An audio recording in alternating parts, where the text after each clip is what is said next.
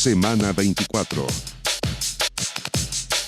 ¿Cómo les va? Muy buenos días. Comenzamos semana 24 con las imágenes, con los efectos que tuvo el sistema frontal, especialmente en la región de los lagos, Concepción, Cochamó, varios puntos donde desgraciadamente vimos esto que, claro, cuando lo vemos en la zona centro, en la zona norte del país es más complejo, pero cuando se da en el sur, evidentemente es porque la lluvia fue muy, pero muy fuerte. Están muy acostumbrados, evidentemente, a las precipitaciones y de hecho en pocas horas ya se llegaban en algunos lugares a los 100 milímetros.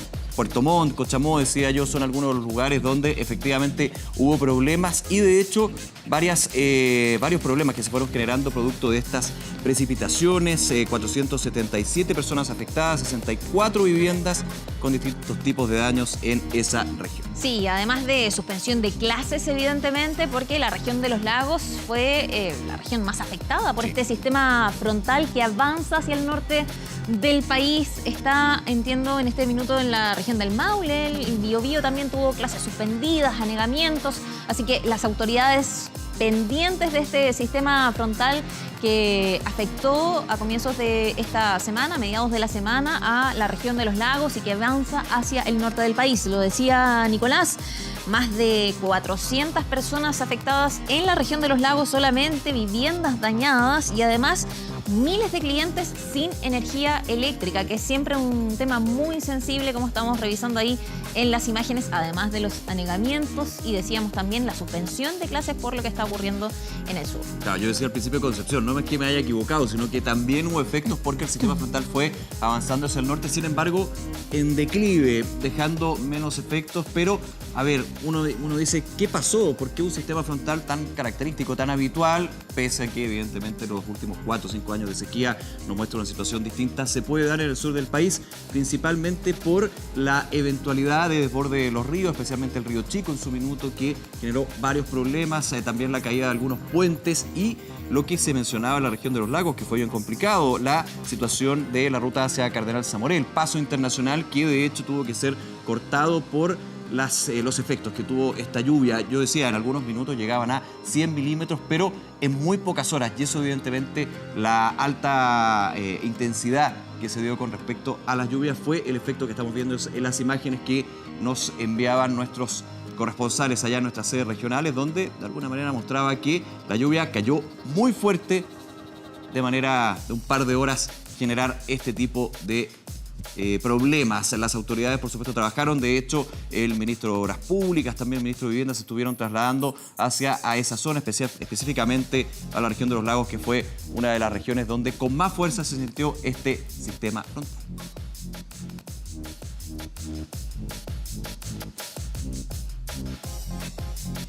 Bien, así partimos semana 24. Gracias por acompañarnos a través de la señal de Canal 24 Horas. Andrea Pino, con mucha información que se dio en una semana bien movida. Vamos a estar hablando de varios temas, pero también hablemos de los medidores, que como que se va repitiendo. Todas las semanas tenemos que volver al medidor inteligente, el medidor eléctrico, pero no es por un tema nuestro, sino porque hay nuevos anuncios por parte del gobierno con respecto a esta polémica que comenzó ya en el mes de marzo. Sí, los saludamos en primer lugar. ¿Cómo están? Bienvenidos a este Semana 24.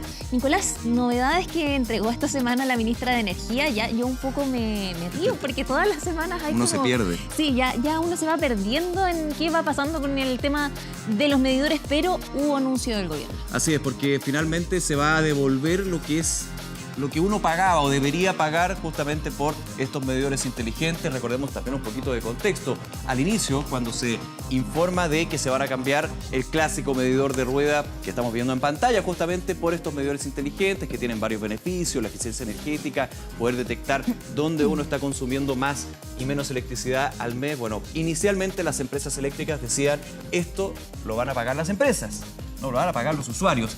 Y luego esto empezó a cambiar. Hay un tema de información ahí que efectivamente dejó varios problemas, porque finalmente se definió que evidentemente eran los usuarios. Digo evidentemente porque lo dijo el mismo presidente de la República, Sebastián Piñera, son los usuarios quienes tienen que pagar esto. El gobierno anunció, como decía Andrea Pino, que el dinero asociado al recambio será devuelto a los hogares y además reafirmó el gobierno la voluntariedad, el carácter de voluntario que tendrán los usuarios para realizar este cambio. Es decir, a usted no le van a poder imponer, que esto ya era un anuncio que se había dado hace un par de semanas, el cambio del medidor tradicional al eléctrico, al inteligente, más que el eléctrico, al medidor inteligente, pero evidentemente hay algunas dudas que quedan en el aire con respecto al cambio que ha tenido el gobierno con respecto a esta postura, también cuál es la posición de las empresas y por sobre todo una situación que muchos dicen se podría haber evitado si desde el principio se hubieran dado información con respecto a los beneficios y el beneficio que tenía que pagar menos de lo que actualmente se da por los actuales medidores. Sí, 3 aspectos tiene este anuncio, dijo la ministra. Primero, se suspende y se devuelve todo cobro asociado al cambio de medidores inteligentes. Segundo, quienes quieran quedarse con su medidor tradicional no pagarán el costo de los nuevos y su situación seguirá exactamente tal como era antes de incorporarse el costo del nuevo medidor de las tarifas. Y por último, serán las empresas las que tendrán la tarea de convencer a los clientes y a los hogares sobre los beneficios del cambio de medidores y serán los usuarios quienes voluntariamente decidirán optar por este cambio. Dijo la ministra, como gobierno estamos convencidos de que este cambio debe ser por convicción de cada persona y no por imposición del Estado. Claro, y ese punto que tú dices, Andrea, es súper importante. Las empresas tendrán que convencer, es decir, convencerte a ti como usuario que el cambio es positivo desde los expertos, desde los técnicos. Se dice que efectivamente hay beneficios con los medidores inteligentes. Aquí hubo un tema de información más que desde el fondo, porque yo lo decía, eficiencia energética, el cambio. Recordemos que también hay un tema legal, hay más bien un tema legal de un proyecto de ley en su minuto que iba para la ayuda del norte del país con las inundaciones en su minuto y que fue cambiando, mutando para terminar con este recambio de los medidores. Así que sigue el tema de los medidores, polémica, crítica, espero que el gobierno finalmente pone el punto sobre la I, va a ser voluntario y se tendrá que devolver el dinero a los usuarios por parte de las empresas. Avancemos porque ayer a última hora una reunión entre las víctimas de Fernando Karadima con el fiscal nacional porque le hicieron saber sus reparos por este polémico convenio suscrito entre la Fiscalía y la Iglesia. Ya habían expresado sus críticas a través de Twitter, pero consiguieron esta reunión con el fiscal nacional y tras este encuentro lo que han manifestado es que las confianzas fueron dañadas. Claro, aquí no solamente las víctimas de Fernando Karadima, sino también la red de víctimas de sacerdotes o miembros del clero que están en muchos casos en investigación, en plena investigación, están acusando varias cosas. Primero, que este convenio de intercambio de información que habla el Ministerio Público y la Conferencia Episcopal no consideró a las víctimas, primero que todo, de que debería haberse evaluado justamente con la visión de quiénes son las víctimas y por sobre todo que se ve raro o por lo menos se vuelve extraño esto de que el persecutor esté haciendo convenios con los perseguidos, porque actualmente hay justamente investigaciones contra sacerdotes a nivel nacional justamente por denuncias de violaciones, también el tema del encubrimiento que por supuesto ha generado un tema clave justamente en estas investigaciones. Habló también el secretario general de la Conferencia Episcopal de Chile, Monseñor Fernando Ramos, luego de la firma de este acuerdo con el fiscal nacional Jorge Abbott, y decía lo siguiente: el texto va más allá de lo que exige la ley, estamos dando un paso más allá, y que también fue el Vaticano que de alguna manera visó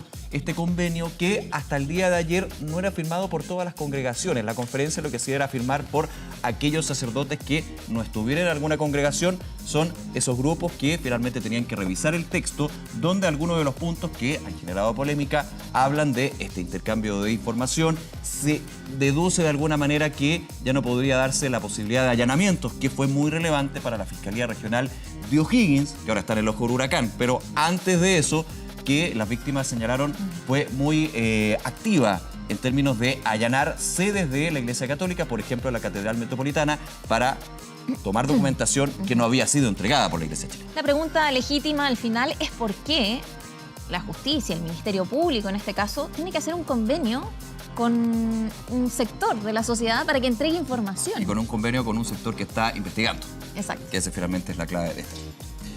Bien, avanzamos en otros temas de la semana porque... Esta sí que es buena noticia. Garín imparable.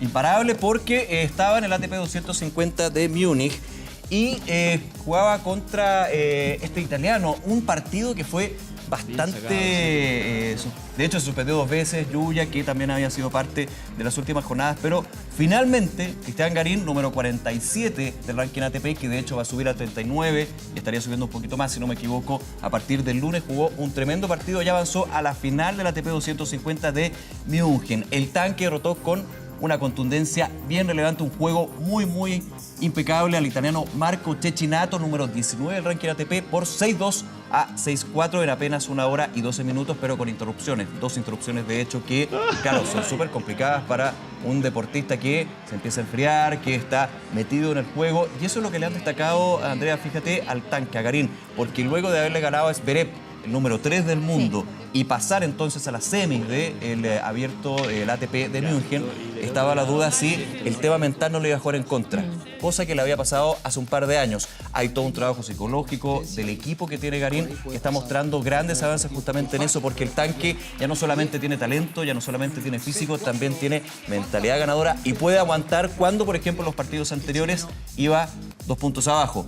Da vuelta y logra de alguna manera llegar, más que de alguna manera, llega con contundencia esta final del ATP, que es la tercera, de hecho, en este tipo de torneos que llega Garín, así que todo el éxito para él. Ayer, tras el triunfo ante Zverev, dijo: lo que más me pone feliz es que aún puedo mejorar, lo dejé todo, me gusta jugar con gente que está en lo más alto y evidentemente eso se nota en la cancha, que muy cierto que parece que todo pasa un poco por la cabeza y se nota que está muy concentrado en lo que está haciendo. Y los resultados son evidentes. Va a ser la tercera final ATP de la temporada. Recordar que perdió en Sao Paulo y ganó en Houston.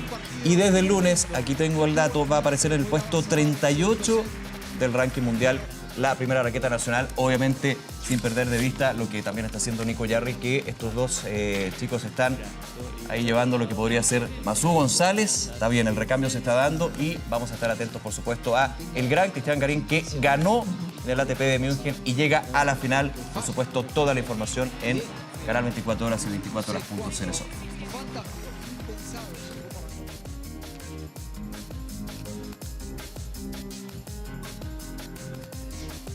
Vamos de inmediato a otro de los temas de la semana, Venezuela. ¿Qué pasó este 30 de abril? Queremos analizarlo, queremos ver cómo va a continuar este proceso también. Para eso estamos ya con Edgardo Riveros, ex subsecretario de Relaciones Exteriores y además analista internacional de la Universidad Central. Edgardo, ¿cómo está? Muy buenos días. ¿Cómo está Andrea? ¿Cómo está Nicolás? Bien, Edgardo, mucho gusto tenerlo acá en el programa para analizar un tema que hemos llevado desde distintos enfoques en Canal 24 Horas y en TVN. Venezuela, que sigue siendo un tema complejísimo, obviamente aumenta la tensión con esta situación que se vivió en la base aérea La Carlota, donde Juan Guaidó, junto a Leopoldo López, que es liberado por la oposición venezolana, y finalmente toma esta situación de huésped de la Embajada de España. ¿Cómo evalúa usted lo que ha sido esta semana? ¿Ve un punto de inflexión con respecto a otros hechos que hemos visto en la situación de Venezuela? Sí, bueno, primero, digamos que las expectativas que se generaron el día 30 no se cumplieron. Esta idea llegó la fase final, entiendo que la fase final es la salida de Maduro, porque... Claro, de esta Operación Libertad. Una Operación Libertad, un alzamiento cívico-militar. Eso no cumplió el objetivo que se había planteado. O sea, hubo sin lugar a dudas allí una exacerbación de la posibilidad que con esa acción se creaba. Sin embargo, eso ha tenido algunos efectos, a mi juicio, importantes de considerar. Y creo que uno de los efectos se ha producido en el Grupo de Lima. Creo que lo que el Grupo de Lima estableció ayer tiene 2 elementos a considerar por lo menos. El primero, por cierto, el apoyo a Guaidó, el apoyo al hecho de que él sea presidente encargado y, por cierto, eso es un elemento que era predecible, que una declaración y un acuerdo del Grupo de Lima en tal sentido se viera. Pero el otro tema es el que dice relación con el énfasis que el Grupo de Lima coloca ahora en la necesidad de producir negociación y acción diplomática. Y para eso tener conexión con otros sectores, otros grupos que están en el mismo objetivo, el poder provocar una salida diplomática, una solución política a la crisis de Venezuela, como es el grupo de contacto que conforma la Unión Europea. Los grupos que se han ido formando justamente por esta situación, y en ese sentido, Edgardo, destaco lo que usted dice. Hay un cambio también en lo del Grupo de Lima, que en algún minuto solamente se quedaba en reconocer a Juan Guaidó como presidente de Venezuela, pero ahora habla de negociaciones políticas, que había desechado en un minuto, pero no negociaciones políticas con Nicolás Maduro. Eso se descarta de pleno por la oposición venezolana y también el Grupo de Lima. Sí, ciertamente, pero creo que es indudable que si se lleva a cabo una negociación, es imposible obviar que también contemple a lo menos al entorno inmediato, claro, a Maduro, sino bien a Maduro mismo, al entorno inmediato, y eso es un tema de eficacia en cuanto al resultado que puedan tener las negociaciones. Negociaciones que, por cierto, tienen que ser condicionadas, porque el grupo de contacto, excepto Bolivia, yo diría, el resto de los países son países que entienden, y la Unión Europea también así lo entiende, como lo entiende el Grupo de Lima también, que la permanencia en el poder por parte de Maduro a toda costa, por cierto que es un obstáculo para el proceso de recuperación democrática en Venezuela. Los antecedentes que existen son claros y eso es lo que ha delegitimado internacionalmente a Maduro, todos los esfuerzos por mantenerse a toda costa en el poder, no obstante haber perdido claramente la elección de la Asamblea Legislativa. Él busca colocar paralelo a la Asamblea Legislativa, quitándole el rol a la Asamblea Legislativa a esta Asamblea Constituyente, que a todas luces es una acción de facto, no contemplada en el proceso constitucional venezolano. Hizo lo posible antes por impedir el revocatorio. No habiendo ganado las elecciones, la oposición con una amplia mayoría deslegitimó a 3 diputados precisamente para evitar que esa mayoría fuera la suficiente para seguir avanzando en un proceso legislativo y de la Asamblea que pudiera significar su salida del poder. Luego, estas elecciones anticipadas, efectuadas además sin las condiciones exigidas por todo sistema democrático, con personas que estaban detenidas, fruto de su accionar político, entre otros el propio Leopoldo López, pero no el único, otros también actores políticos relevantes, condicionados o sin poder participar en el proceso. Bueno, todo eso ha producido el hecho de que el ámbito internacional vea en Maduro un obstáculo para el proceso de recuperación democrática, pero también, con mucho realismo, una salida que signifique la recuperación del Estado de Derecho en Venezuela. No puede ser cualquier acción.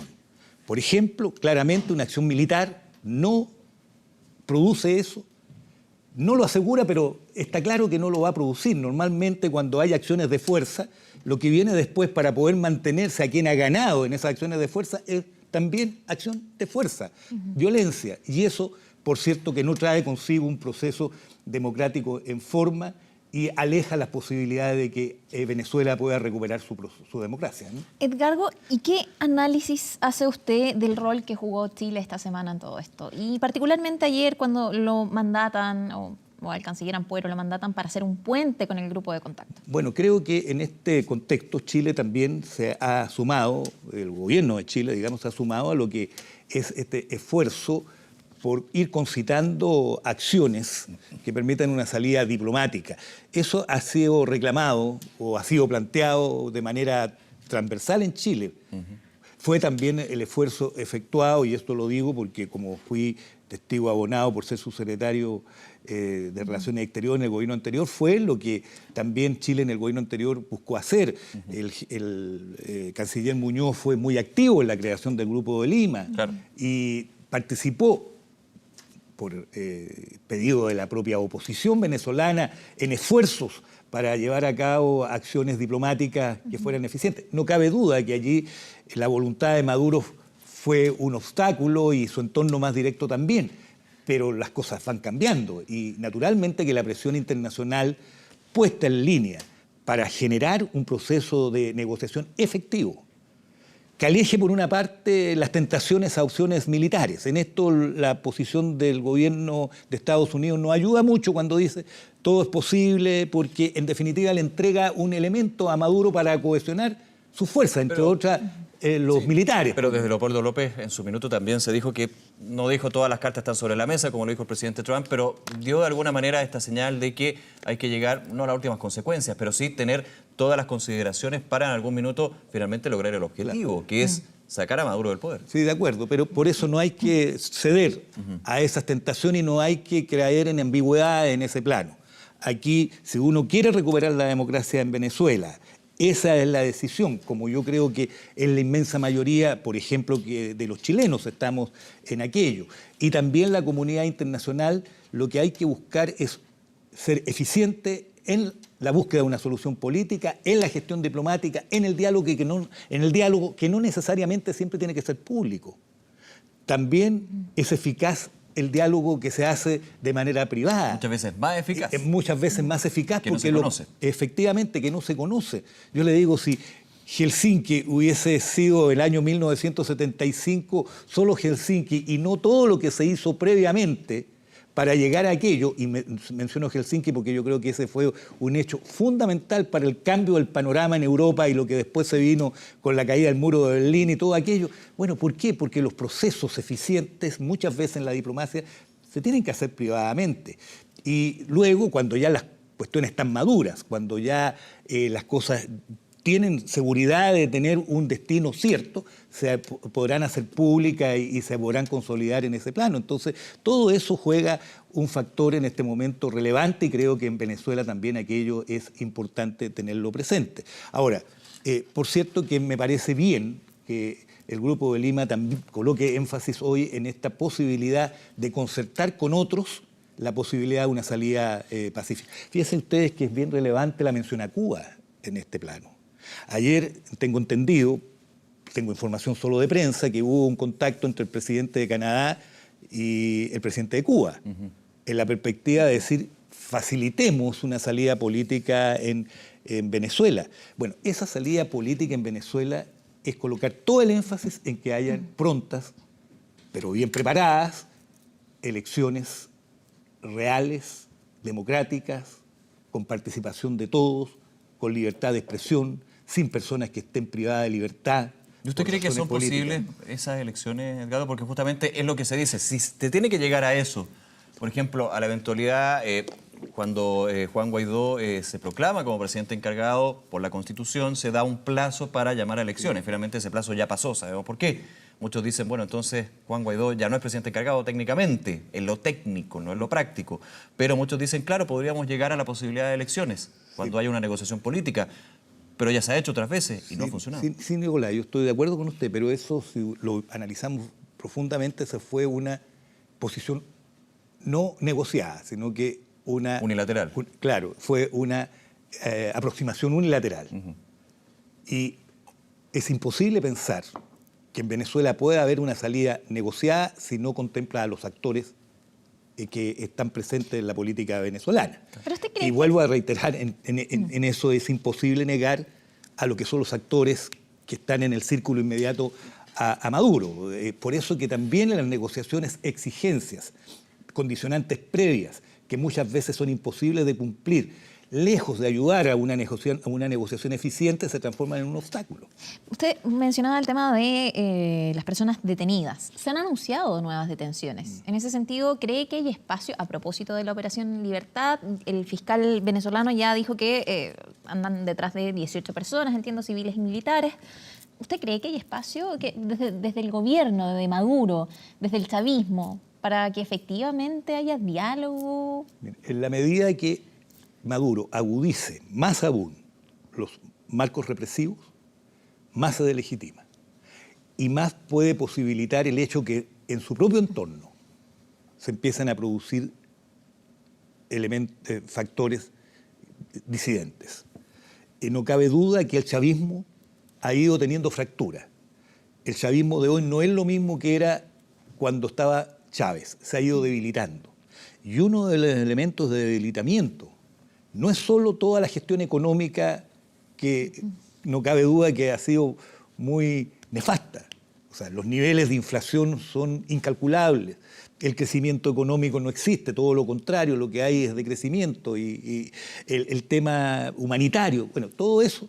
Pero además, los niveles agudos de represión también van provocando fracturas, porque eso tiene límites. Y yo creo que eso juega en contra de Maduro y por eso que va a tener que tener mucho cuidado en no elevar esos elementos, porque lo único que hace es aumentar, vuelvo a reiterar, su deslegitimación y por otro lado corre mayores riesgos de fracturas internas. Vuelvo al punto inicial. ¿Usted cree que es posible un acuerdo entre el Grupo de Contacto y el Grupo de Lima, considerando que el Grupo de Lima ya reconoce a Juan Guaidó como presidente encargado, mientras que el Grupo de Contacto, la Unión Europea, Bolivia es más complejo, yo lo sé, pero México y también Uruguay han hablado más bien de neutralidad, de llamar a elecciones a un proceso democrático, pero sin hablar de la persona en este caso que es clave en este proceso? Es que ahí donde lo que hay que ponerse de acuerdo es en lo que hay que exigir. Y poniéndose de acuerdo en lo que hay que exigir, los medios para los cuales desarrollar esa exigencia. Y eso es lo que en definitiva debiera llevar a una convergencia para una negociación con matrices claras de quienes van a exigir la negociación. Y allí yo creo que existe la posibilidad, exceptuó lo de Bolivia, como le digo, que es una cuestión diferente, porque ahí hay una matriz ideológica de convergencia.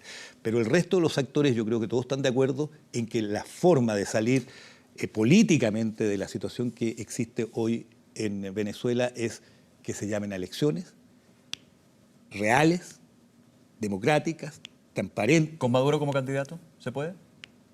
Mire, yo le digo, no me voy a referir a cuáles son los elementos de negociación, porque en definitiva eso es... Pero lo que sí le puedo decir que el entorno de Maduro, lo que representa Maduro, no va a estar fuera de la negociación, eso de todas maneras. O sea, para que sea elecciones democráticas, los actores tienen que participar en igualdad de condiciones. Lo que se está exigiendo por unos también es válido para todos los actores que están presentes. Si usted comienza a vetar quienes participan, al final debilita la salida que está buscando, si esa salida es de acción diplomática, es política y es clara. Ahora, yo creo francamente de que en ese contexto, además con una real observación internacional, yo creo que las cosas pueden tener un desarrollo positivo. Yo les digo, no son elementos similares. Es la realidad que a nosotros en Chile nos tocó vivir. Al final, en la salida que hubo en Chile, todos los actores participaron. Y eso ayudó además a legitimar el proceso que después vino y el proceso de transición en nuestro país. Edgardo, sobre cómo utilizamos el lenguaje de lo que ha pasado esta semana. Se ha hablado de un intento de golpe, otros hablan ya de un proceso continuo, de intentos fallidos. ¿Dónde nos ubicamos en este mapa? No, yo creo que, en definitiva, lo que hay que tratar de hacer es utilizar un lenguaje realista. Generar expectativas sin saber qué dimensión tiene el agua en la piscina y la temperatura que esa agua tiene puede en un momento determinado generar expectativas que al no cumplirse dan la sensación de derrota y generan frustración. En eso hay que tener cuidado. Y hay que tener cuidado también en generar improvisaciones. Yo leí hoy día una entrevista que le hicieron a un analista venezolano, una persona con una amplia trayectoria, y hablaba de las improvisaciones y de que todos están improvisando. Eso es malo. Eso no es eficiente para una salida sólida en un proceso político de crisis aguda como la que vive Venezuela. Y nunca dejar de perder de vista que aquí hay seres humanos que están comprometidos, que están sufriendo y que en definitiva deben ser el centro de por qué las cosas deben hacerse. Y eso es válido para todos. También es válido para el señor Maduro, que entienda de que aquí hay gente que son compatriotas de él, que están sufriendo fuertemente por la realidad que ese país vive, donde él es el principal actor y muy relevante y por lo tanto responsable muy directo de lo que ocurre en ese país. ¿Fue ambicioso en ese sentido denominarlo del martes como Operación Libertad, algo que parecía que podía tener una solución en las horas siguientes? Sí, yo creo que ahí hay muchos elementos de simbolismo y muchas veces los elementos de simbolismo no ayudan a la eficacia. Ocurrió también en Cúcuta. Lo de Cúcuta también tenía mucho de factores simbólicos.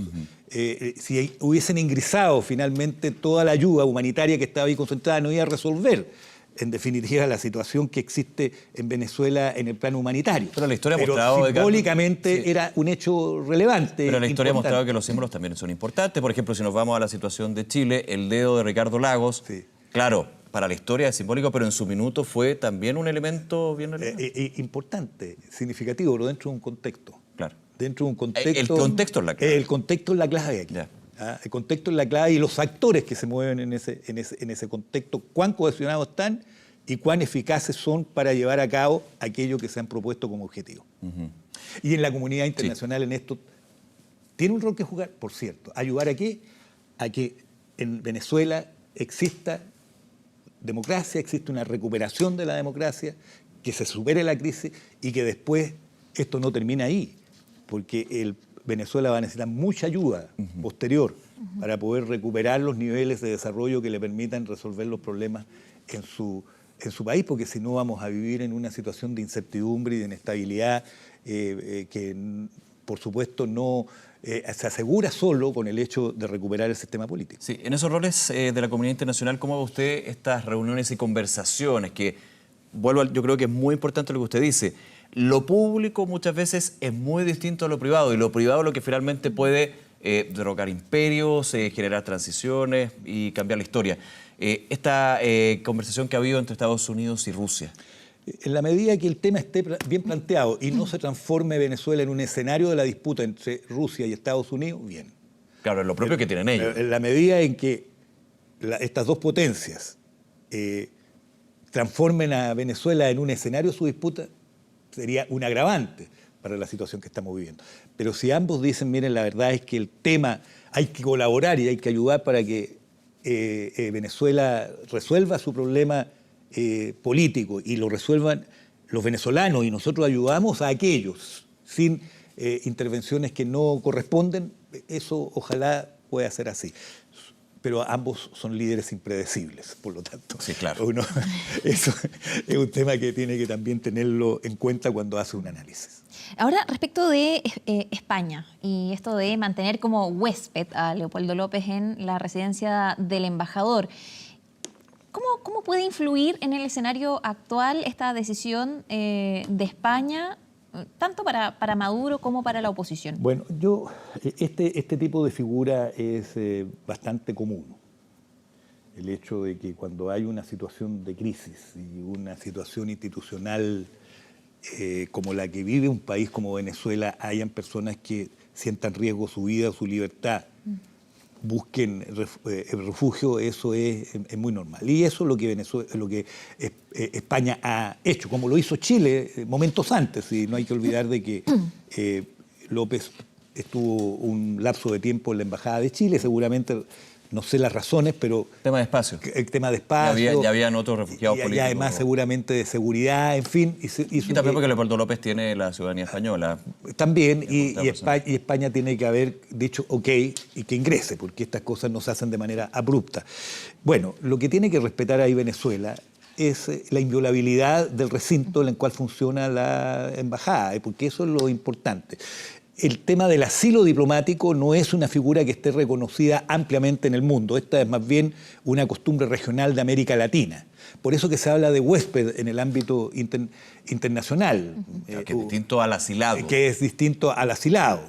Por ejemplo, claro, Ecuador pudo haberle dado asilo a Sangue, pero desde el punto de vista británico no era un asilado, era una persona que estaba como huésped en esa embajada, pero ustedes vieron que Gran Bretaña respetó celosamente el principio de inviolabilidad y no actuó mientras... Esa diferencia, Edgardo, Ecuador sí. Usted sabe de todas maneras mucho más que yo en esto, principalmente porque el asilado político en algún minuto tiene que ir al país donde le están dando asilo, o sea, tiene que ser transferido. Sí, pero no necesariamente incluso al país que le ha dado el asilo diplomático. Pero lo que sí está claro, que si pide asilo ya eleva lo que es su condición jurídica. Claro. Y después, para poder salir de ese lugar, ir a un aeropuerto, por ejemplo, tomar un avión y dirigirse a un país que le va a brindar asilo territorial, esa persona necesita un salvoconducto del país anfitrión del Estado que ha brindado el asilo, en este caso Venezuela.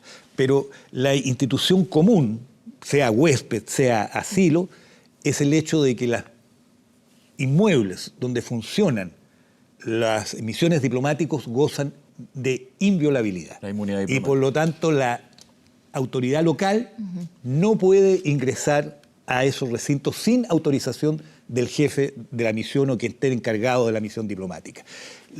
Los inmuebles gozan de inviolabilidad y las personas gozan de inmunidad. Los diplomáticos gozan de inmunidad y por lo tanto esa inmunidad significa de que sin renunciar a ella por parte del Estado ellos no pueden ser juzgados penalmente. Entonces son figuras que uno trabaja mucho en las cátedras con sus alumnos, qué sé yo, pero que de repente cobran dimensión pública y es importante aclararlas porque todas tienen su especificidad jurídica, su especificidad diplomática, su especificidad política. Y estos programas ayudan mucho, así que yo les agradezco mucho la conversación. Esa es la idea, pues. Ricardo, se nos acaba el tiempo. Muchísimas gracias nuevamente por acompañarnos para ir dilucidando lo que va sucediendo con Venezuela. Muchas gracias, Andrés. Muchas gracias, Nicolás. Siempre es un agrado estar con ustedes. Que tengan un muy buen día. Buen día para ustedes. Vamos al anticipo, lo que estaremos revisando en esta semana 24 más adelante. Quizás una posible solución a las listas de espera, a las horas que deben pasar muchos pacientes tratando de asegurar precisamente una atención médica. La gran problemática que existe en la salud chilena, cuando faltan especialistas, cuando se dice qué pasa con aquellos que egresan de las escuelas de medicina, se van al sector privado porque hay más plata. Hay varios temas, pero hay una plataforma que le vamos a dar a conocer más adelante que justamente busca eso, que une a médicos para transformar horas perdidas en el sistema privado y sumarlas al sistema público. ¿De qué se trata? ¿Cómo puede marcar una diferencia también en un tema tan clave, esencial y complicado como es la salud en nuestro país? Vamos a estar revisándolo aquí en Semana 20.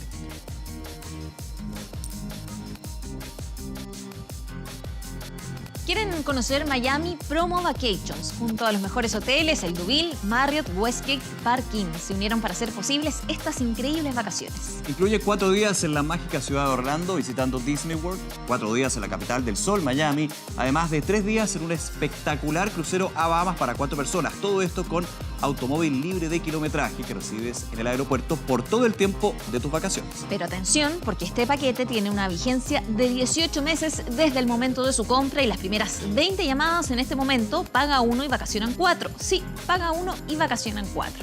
Llama ya a Promo Vacations al número en pantalla 800-914-066. No quedes por fuera de esta increíble promoción porque son solo 20 cupos. Recuerda, 800-914-066. Llama e infórmate de las condiciones. Promo Vacations te garantiza unas increíbles vacaciones.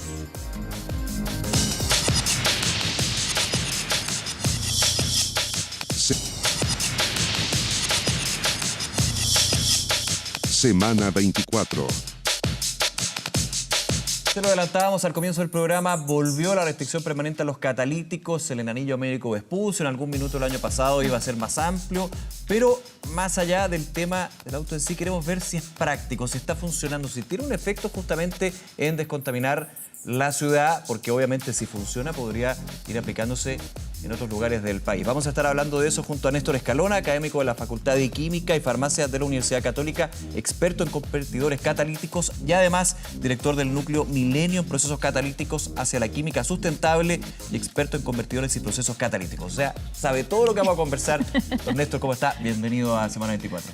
Buenos días, muchas gracias por la invitación. Muy buenos días. Néstor, muy buenos días. ¿Cuánto contamina un auto catalítico y qué impacto tiene finalmente esta restricción permanente en su principal propósito, que es descontaminar Santiago? A ver, para si contamina o no contamina un auto catalítico, obviamente que contamina mucho menos que si no tuviera convertidor catalítico. O sea, ¿qué es lo que hace un catalizador en este caso? Lo que hace es la reducción de 3 componentes muy importantes que se producen en el momento de la combustión. Haciendo una explicación muy sencilla. En el vehículo, si asumimos un vehículo de gasolina, en el momento de la combustión se van a generar compuestos que son de monóxido de carbono, NOx e hidrocarburos sin combustionar. Si el convertidor no existiera, todos esos gases que son contaminantes y son peligrosos, algunos cancerígenos, saldrían al medio ambiente. En el caso del convertidor catalítico, lo que está haciendo es la eliminación de esos gases, reacciones de oxidación y reacciones de reducción. En el caso del monóxido, lo va a transformar a CO2. En el caso de los NOx, lo va a transformar a nitrógeno. Y en el caso de los hidrocarburos sin combustionar, lo va a transformar en CO2 más agua. Okay.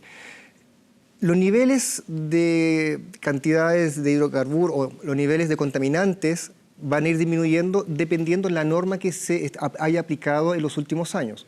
Ahora, las conocidas Euro. Las famosas euros. A partir de hace bastante años atrás la Euro 1, hoy día en Europa está la Euro 6, Chile está funcionando con la Euro 4.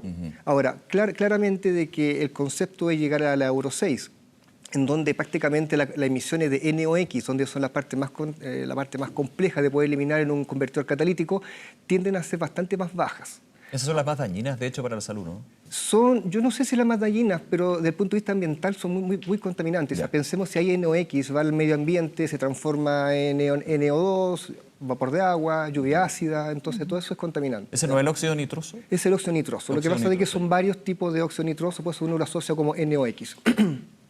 Ahora, respecto de este corte que se hace en la restricción permanente, autos anteriores al 2011 son los que están o los que tienen que parar estos días de restricción dentro del anillo Américo Vespucio. ¿Qué características tienen esos autos versus los que se vendieron o se inscribieron después de septiembre de 2011? Ahora, tenemos que pensar nosotros de que los convertidores catalíticos en sí están constituidos por metales que son nobles, que son importantes y que generan, obviamente que son nanopartículas que están dentro de un sistema.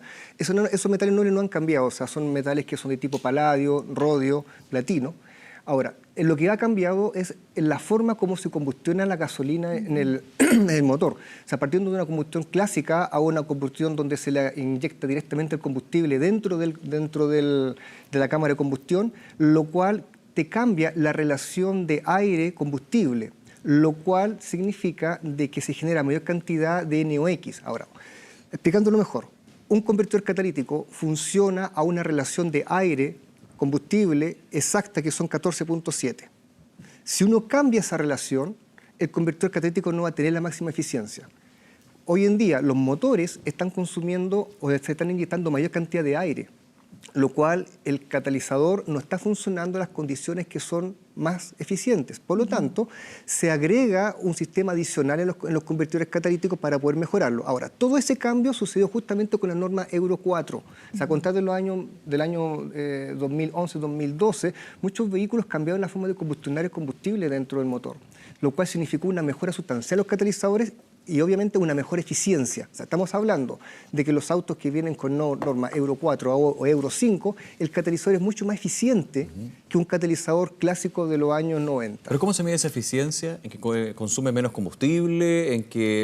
¿Cómo llegamos a ese tema de la eficiencia? A ver, yo me refiero a la eficiencia del catalizador, no a la eficiencia del motor. O sea, la eficiencia del catalizador es que es capaz de reducir en un 90%, 95% las cantidades de los NOx que están saliendo al medio ambiente. Esencialmente de los gases finalmente.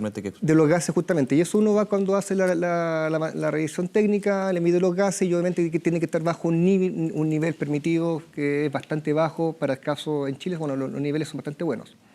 Ahora, hay una discusión permanente que tiene que ver con, por ejemplo, los buses del transporte público, los camiones que también circulan dentro de la ciudad.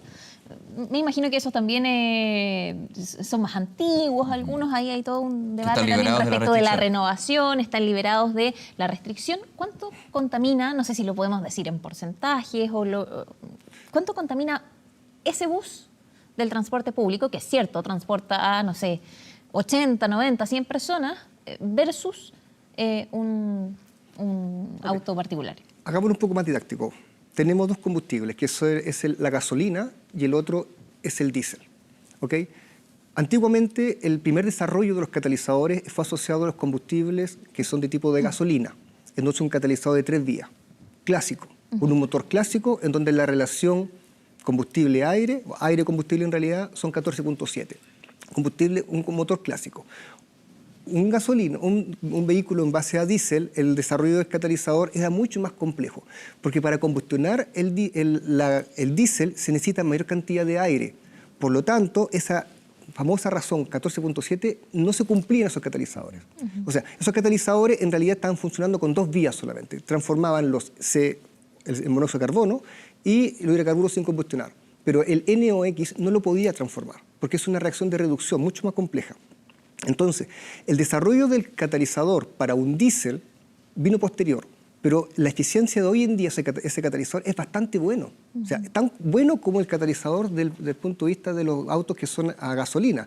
El catalizador del diésel Tiene un sistema que se le llama SCR, que reduce después los NOx. Es un desarrollo tecnológico bastante interesante, muy moderno, y aparte funciona con un filtro de partículas. O sea, antiguamente los vehículos que son sin catalizador, diésel, generaban una contaminación muy alta, mucho más particulado, pero hoy en día los vehículos que se venden bajo también la norma Euro 4, en base a diésel, son bastante buenos desde el punto de vista de la emisión de los contaminantes. O sea, bueno quiere decir que son bajos. Es decir, el bus del Transantiago puede contaminar hasta menos que un automóvil. Exactamente. Si no en el volumen, evidentemente, no la volumen, cantidad, claro, pero sí en la emisión de gases contaminantes. Si hacemos competir o hacemos normalizar por la misma cantidad de kilometraje, por la misma cantidad de combustible, obviamente de que estaríamos casi en los mismos niveles. Claro. O sea, porque el catalizador hoy en día ha evolucionado bastante, siempre va a ser los mismos metales, simplemente lo que han hecho es mejorar la tecnología, hay una sonda que va regulando el aire que va iniciando en el motor,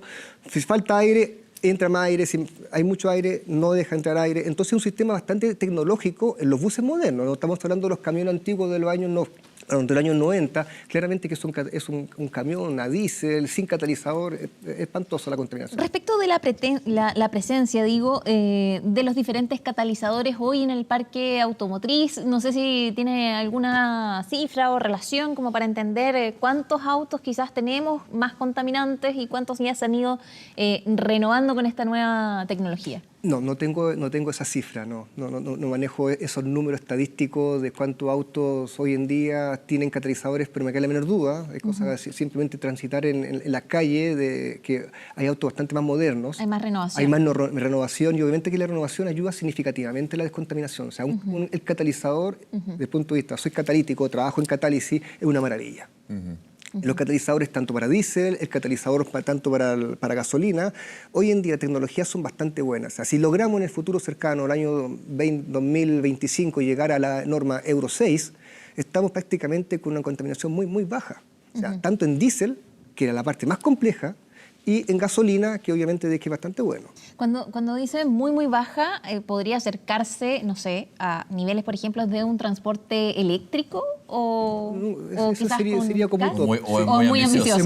Es muy ambicioso. O sea, lo que pasa es que todo esto va a depender también de la mantención del vehículo que hace el usuario. ¿Ok? Claro. O sea, ¿qué significa? O sea, yo tengo un catalizador, me compro un auto nuevo. El auto nuevo viene con un catalizador, obviamente, de fábrica, sin ningún problema, pasan 10.000, 20.000, 30.000. La pregunta esencial es cuánto dura un catalizador. O sea, el catalizador va a durar de fábrica 10, 15, 20 años, 160.000 kilómetros. La vida media es bastante bueno. Pero si el usuario no hace una mantención del vehículo, o sea, no estoy diciendo que vayan a hacer mantención del vehículo, o sea, el punto es que hay que hacerla.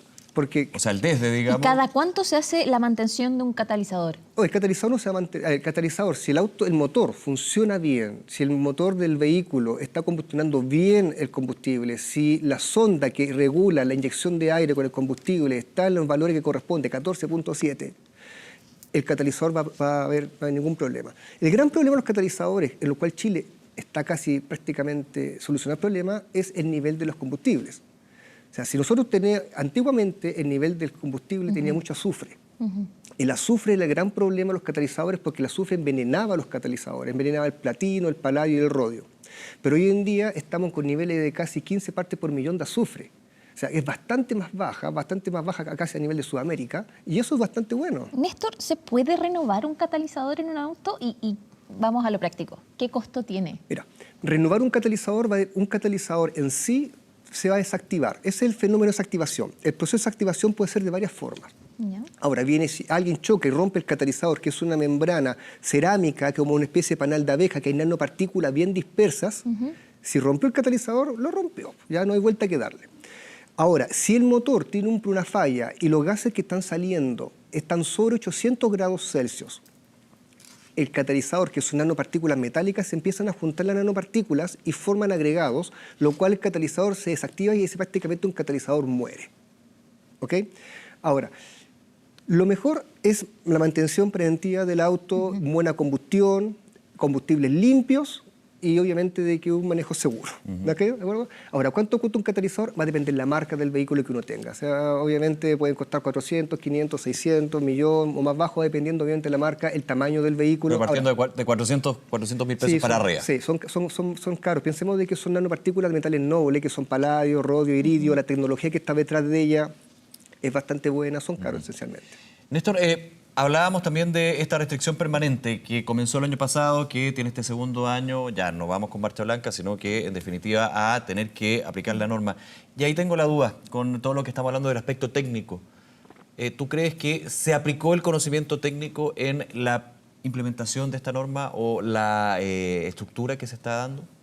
Ahora, yo creo de que la toma de decisiones de haber implementado justamente a contar del 2011 el corte está asociado justamente en la entrada de la norma que Chile asumió de la Euro 4. O sea, los vehículos que están sobre eso, o me refiero, si entraron después del año 2011 o 2012, la contaminación es mucho más baja, obviamente. Porque de todas maneras están con Euro 4. Están con Euro 4 hacia arriba, ¿de acuerdo? O sea, esos son bastante buenos. Los otros, desafortunadamente, no están con una... Uno piensa que tiene el catalizador y mi auto no contamina. Claro, efectivamente, tiene un catalizador, pero contamina menos. Uno que está con Euro 4 contamina mucho menos. Entonces, si hay que hacer un corte, justamente tomaron la decisión en base a... O sea, ¿estuvo correcto eso? Yo creo de que estuvo correcto. Yo creo de que si queremos apuntar para un Chile libre de contaminación, tenemos que aplicar normas que sean ambientales. Guste o no nos guste, que no afecten a todos en realidad, pero yo creo de que esto es una tarea de todos. O sea, descontaminar nuestro país partiendo por los combustibles es justamente colocar normas. O sea, claro, en algún minuto se criticaba, yo recuerdo el año pasado, el corte de septiembre de 2011, que es donde se hace la renovación de cuando llegan autos del año siguiente, digamos. Sí. Muchos decían, bueno, pero yo tenía un Euro 2, un Euro 3 y justamente me lo compré porque el compromiso, digamos, del Estado es que si yo iba a un Euro 2, Euro 3, no iba a tener que tener este tipo de restricciones, digamos. El convertidor catalítico, de hecho, de por sí, me evitaba una situación de preemergencia cuando se dice que solamente los sin convertidor catalítico, sin auto verde, digamos. Eso, de alguna manera, había que hacer un corte, a juicio tuyo. Sí. No había otra. No había otra opción. O sea, yo creo de que ¿dónde se cortaba? O sea, yo creo de que en el momento de... O sea, yo creo que todos salimos afectados con esto, pero yo creo que tener un poco de conciencia de que un beneficio a nivel país nos va a afectar a nosotros, nos afecta al bolsillo, de modificar muchos aspectos familiares. Pero yo creo sinceramente de que haber tomado una decisión desde el punto de vista de aplicar una norma de Euro 4. Ahora, tampoco, se aplicó el año pasado, hay 5 años de diferencia aproximadamente del 2011, bueno, 5 o 6 años. El catalizador también, el auto que yo me compré en el año 2011, ya han pasado 5 años, 6 años. Ahora, o sea, en algún minuto habría que repensar lo que es el corte de la norma, digamos. Yo creo que hay que repensar en el futuro. Ya, porque el 2020 ya es distinto cuando esto se aprobó. Totalmente de acuerdo. Y hoy en Europa están funcionando con otra norma. ¿Ya? Entonces, obviamente, yo creo de que este asunto de la norma que se aplicó en el 2011, a lo mejor se va a tener que reaplicar a lo mejor en el futuro sobre el 2020. O sea, en 5 años podríamos ver que sea el corte desde los anteriores al 2012. Y aplicar en el futuro la norma de Euro 5. Y claro, y partiendo de la Euro 5, y ahí, sí, más que el tema del año es la norma. Cuando se empezó a aplicar la norma y cuando se importaron autos con la norma Euro 4, Euro 5. Euro 6, la que está funcionando ahora. Claro, efectivamente, desafortunadamente es lo que viene. Hay que hacerse la idea. Hay que hacerse la idea. O sea, yo creo de que si tuviéramos un auto que no contamina, yo creo que tendríamos que todo apuntar hacia allá. Es más costoso, obviamente, pero obviamente desde el punto de vista ambiental es mucho mejor.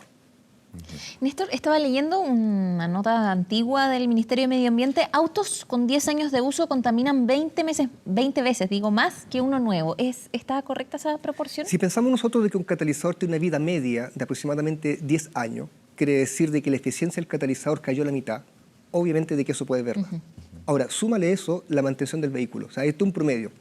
Si uno es ordenado en su mantención del vehículo y lo lleva a un lugar autorizado, sale más caro, obviamente. Sí. ¿Ya? Pero obviamente de que uno mejora la vida del catalizador y puede que eso esté sobreestimado.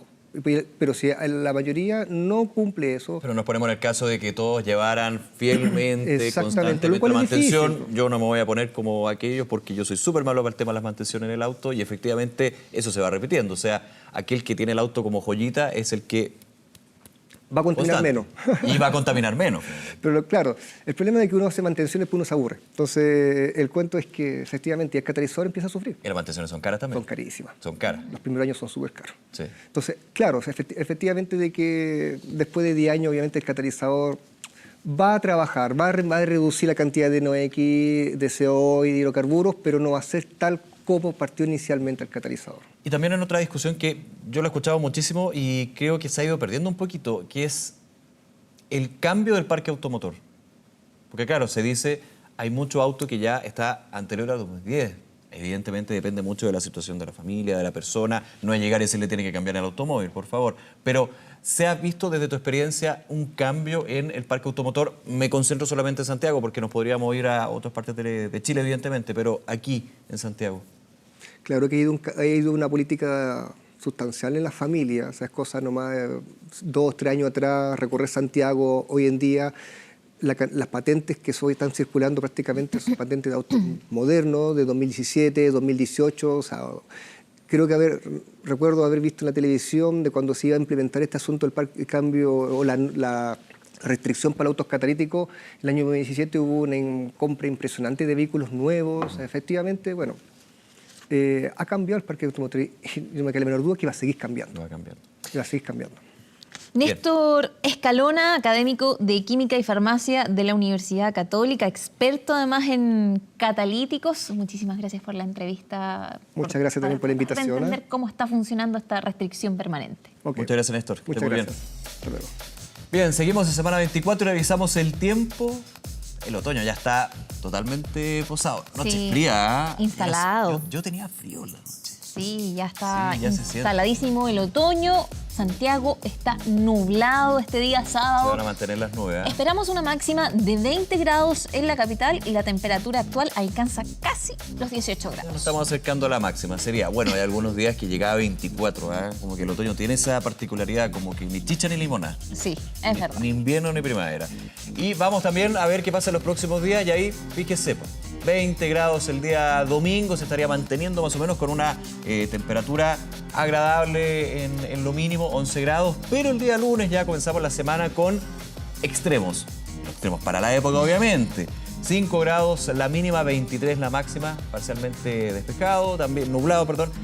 Martes 22 grados de máxima, completamente despejado, tendencia que se mantiene ya para el miércoles con bastante calor, insisto, para la época. 24 grados la máxima, una mínima de 3 y el jueves 23 grados podría entonces mantenerse en esa tendencia entre los 23, 24 grados durante la semana. Vestirse por capa, la recomendación, porque la mínima martes, miércoles y jueves, 3 a 4 grados. A mí me han alegado, oye, que son buenos para decir por capas, Pero pero es que es la mejor opción. Es la... O sea, cabeza dura. No, sí, incomoda, Sí, ¿verdad que claro. sí? Porque Bueno, andar con tanta Es cosa... que depende, si tú, Andrea, andas con 20 capas, obviamente va a incomodar. Si andas con 3, estás bien. No, yo siempre ando con 20 capas, Sí, efectivamente. y con 20 mochilas también, Sí, es cuando llega aquí verdad. al canal.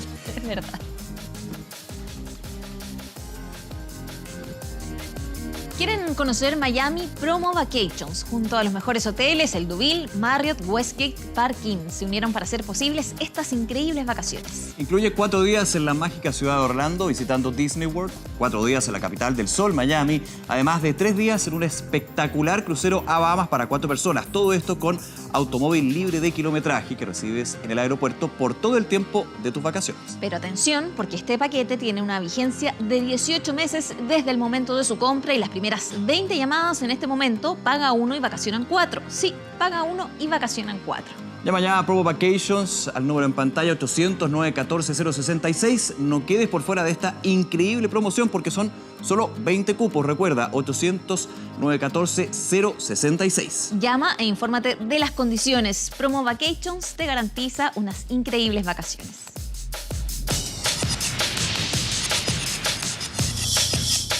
Semana 24.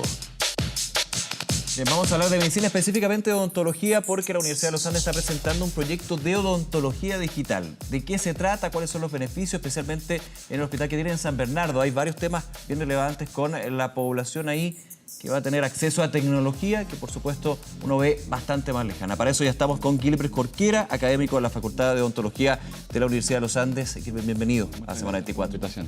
Gilbert, ¿en qué consiste esto? ¿Cuál es la innovación de este? Bueno, el proyecto de odontología digital de la Universidad de los Andes tiene 3 aspectos para nosotros muy importantes. El primero es una innovación docente porque nos ayuda a nosotros como profesores a estandarizar muchos procesos, a mejorar la comunicación con los estudiantes desde el punto de vista de que ellos puedan revisar y visualizar, ¿cierto?, a través de un software o de herramientas de un sistema de entrenamiento asistido para procesos que nosotros antes determinábamos o hacíamos de manera manual. ¿Ya? Esta es una parte. La otra parte es lo que entrega la odontología digital en sí como concepto, que es la mejora de los procesos en cuanto a los tiempos de trabajo, a la disminución de citas que debe ir un paciente a atenderse, a los materiales, a la mejora en la tecnología de los materiales. Y por otro lado, tenemos nosotros en la universidad un impacto social importante, porque en nuestro Centro de Salud de San Bernardo se atienden muchos pacientes de distintos lugares de Santiago que no tendrían acceso a esta tecnología de otra forma. Una tecnología en que en una misma sesión puedan ser atendidos y resuelto su problema de inicio a fin en un tiempo de una hora y media aproximadamente. En lo práctico, ¿cómo funciona? ¿Qué pasa cuando un paciente llega y empieza con todo esto de la odontología digital? ¿Cómo es el proceso? Mira, el proceso se divide en 2 etapas, por eso de ahí viene su sigla de CAD/CAM, ¿cierto? Un proceso tiene un software que asiste el diseño de la restauración, entonces nosotros con nuestros estudiantes trabajamos en eso, y luego tenemos la parte CAM, que es el software que asiste la manufactura o la confección de esta restauración con equipos de fresado que tenemos instalados en la clínica de San Bernardo. Entonces, la sigla CAD/CAM viene por eso, de asistencia en diseño y en software y de asistencia en manufactura. Diseño de la pieza y luego lo que es la implementación. Y luego, claro, y el nombre CEREC específicamente como concepto, porque está, ¿cierto?, en boga y se usa mucho porque es la marca comercial, viene de la sigla de Ceramic Reconstruction, que es la sigla en inglés. ¿El sistema público también cuenta con esta tecnología o hay posibilidades de que puedan contar con ella?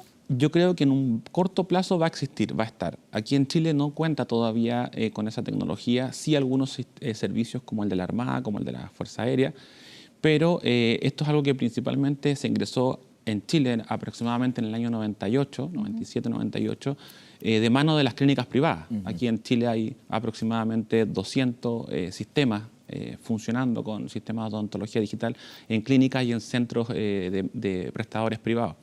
Pero en el resto del mundo, si uno mira a la Comunidad Económica Europea o Estados Unidos, es una odontología que se ha llevado al estándar tanto en la parte pública como en la parte privada. Entonces, yo no veo por qué no, dentro de los pocos años, esto esté ya para todos los pacientes. Ahora, se utilizan las herramientas tecnológicas. El modelamiento, por ejemplo, una pieza dental. Estoy pensando en uno de los beneficios que tendría, pero me imagino que también está la distancia, poder consultar con estudiantes de la universidad, con facultativos, también con odontólogos con respecto a una intervención, por ejemplo. Ese también es el objetivo, ¿no?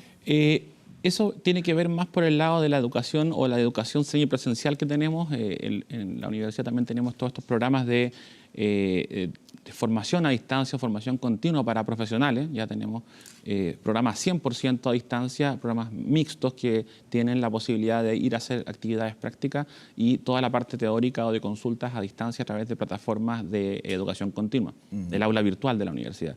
Pero específicamente la odontología digital del Centro de Salud está enfocado en la atención de nuestros pacientes y en la formación de estudiantes que cuando salgan al mundo laboral estén capacitados para poder enfrentar esta tecnología.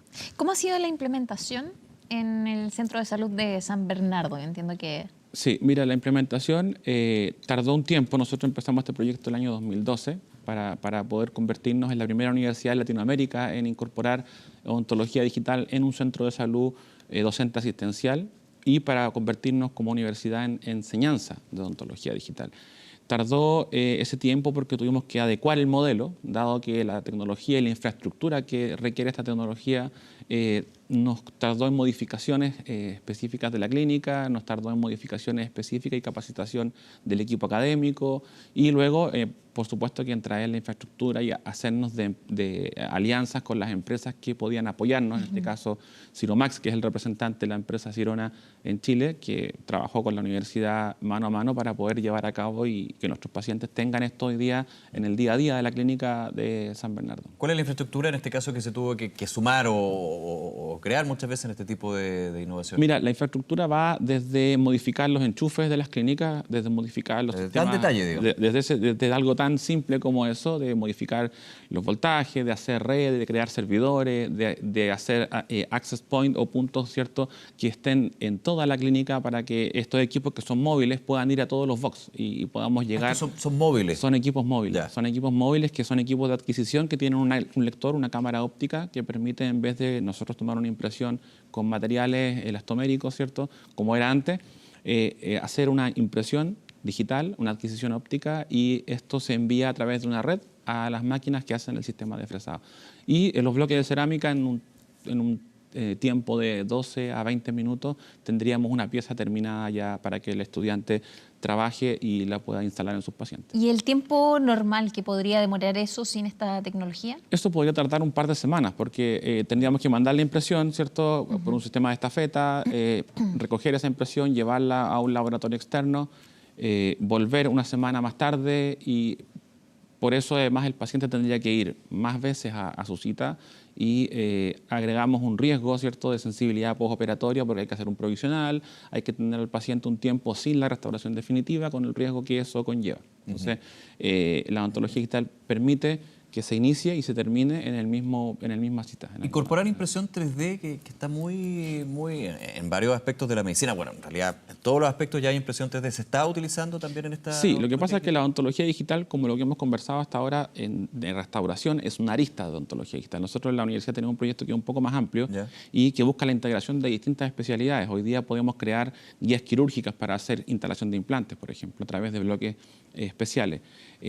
Modelos de ortodoncia para hacer planificación de ortodoncia. Entonces, también incorporamos la imagen, lo que antes hacíamos como escáner o tomografía, con toda esta información para que se una un solo lenguaje, una integración completa de todas las especialidades, que es lo que esperamos de aquí a 2 o 3 años. O sea, implante todavía no, pero podría ser en un... Implantes ya se hacen y ya hemos hecho varias con los estudiantes de posgrado de implantología, ya tenemos ese flujo incorporado. Impresión 3D tenemos incorporado con la gente de la especialidad de ortodoncia.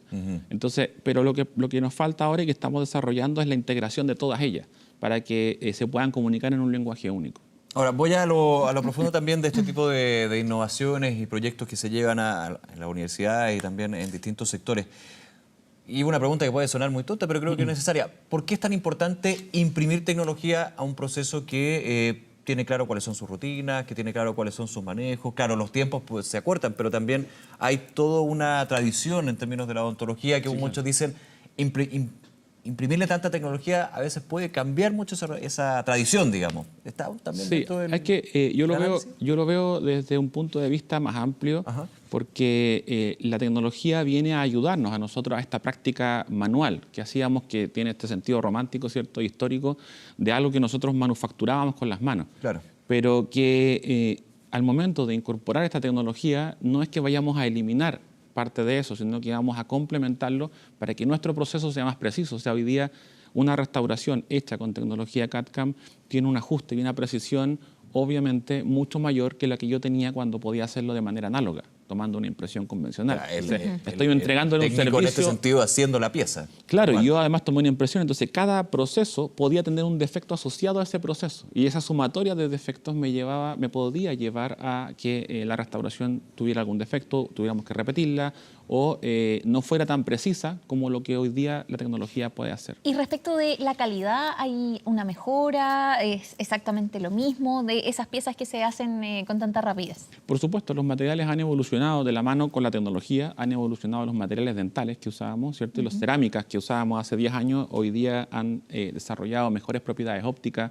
mejores propiedades mecánicas que permiten imitar cada vez mejor las estructuras dentarias. O sea, estamos hoy día con cerámicas que son de altísimo nivel y que simulan muy bien piezas dentarias. ¿Cuánto tiempo dura una pieza de esas características? Dura, digo yo, pero ¿cuánta vida Útil. ¿Cuánto había útil? Mira, va a depender del paciente, de la rutina de control, de los hábitos, de si tiene alguna parafunción. Son muchos factores, multifactorial, pero en promedio están por sobre los 10 años. Entonces, si un paciente se mantiene en control periódico y va a su odontólogo de rutina y se toma su radiografía de control, no tendría por qué durar menos de lo que dice la ciencia al respecto. Ahora, desde el punto de vista generacional, ¿cómo se manejan los alumnos con este tipo de tecnología? ¿Son nativos digitales? ¿Son de la generación touch? Eso también les da una ventaja, ¿no? Para poder, de alguna manera, hacer el proceso bastante más fluido. Sí, por supuesto. A ellos les resulta mucho más natural. De hecho, nosotros comparamos porque integramos esta tecnología en toda la carrera y nos damos cuenta que los cursos menores, segundo o tercer año, tienen una facilidad distinta y ya vienen con una natividad digital. Entonces, para ellos es casi obvio que el proceso es así. Ven las pantallas, entienden mucho mejor y los procesos y se manejan mucho mejor en la computación.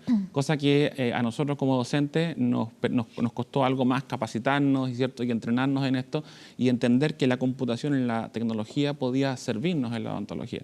Para ellos es mucho más natural, es un camino más normal. Bien, Gilbert, muchísimas gracias por acompañarnos, por contarnos de esta odontología digital, la tecnología también que se aplica para todos en ese sentido. Muchísimas gracias. Muchas gracias por la invitación. Muchas gracias. Vamos a una brevísima pausa en este Semana 24 y ya regresamos con lo que nos queda pendiente, el deporte. Vamos a estar hablando de Cristian Garín, así que no se vaya. El tanque se viene. Vamos y volvemos.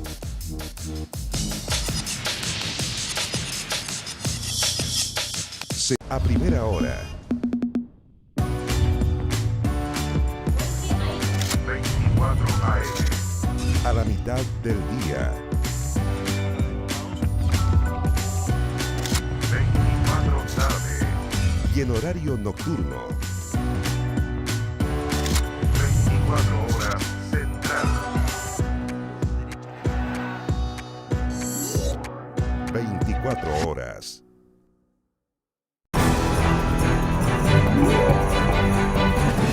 Años, Canal 24 Horas, siempre es hora de noticias. Histórico Oscar logrado por la película Una Mujer Fantástica. The Oscar goes to a fantastic woman, Sebastián Lelio. I want to thank the cast of the film, especially the brilliant actor Francisco Reyes and the inspiration for this movie, Daniela Vega.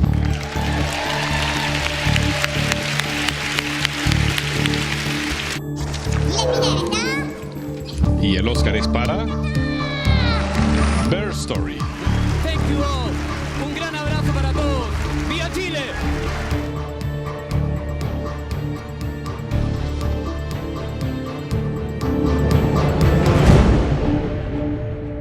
Diez años, Canal 24 Horas, siempre es hora de noticias. Rugen los motores por las rutas de Chile, junto a Más Motor.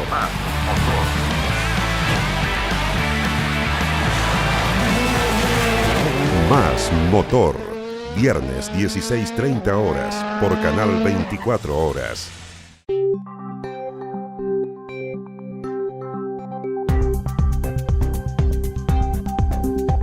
Otoño en Canal 24 Horas.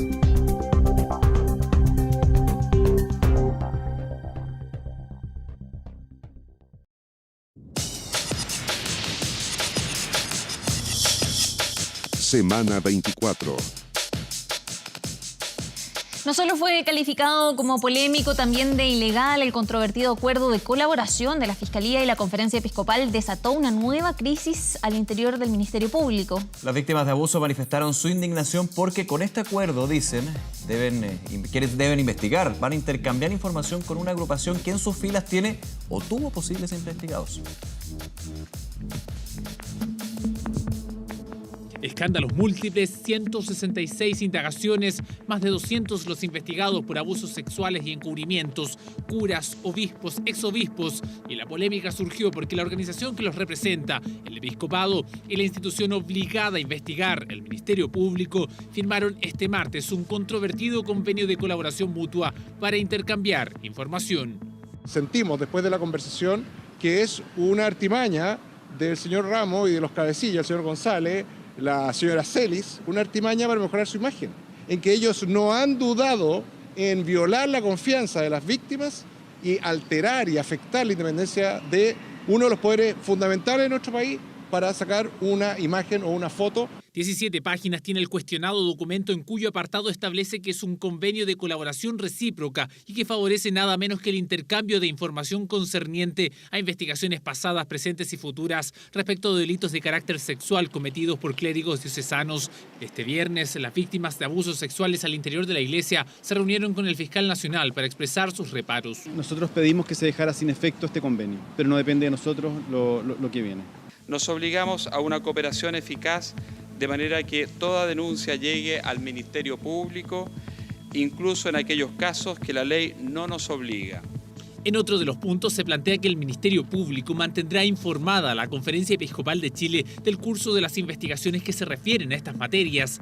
Ahí está lo grave. La pregunta que muchos se hacen es por qué quienes investigan deben entregar información a los que podrían ser investigados. La Fiscalía es un órgano receptor de información, pero salvo en la forma que la ley permite, no puede entregar información a terceros que no sean parte de una investigación. Y en el convenio expresamente se indica que el convenio, su objeto es el intercambio de información. Este viernes el fiscal estuvo presente en una actividad pública, pero se negó a referirse a los hechos.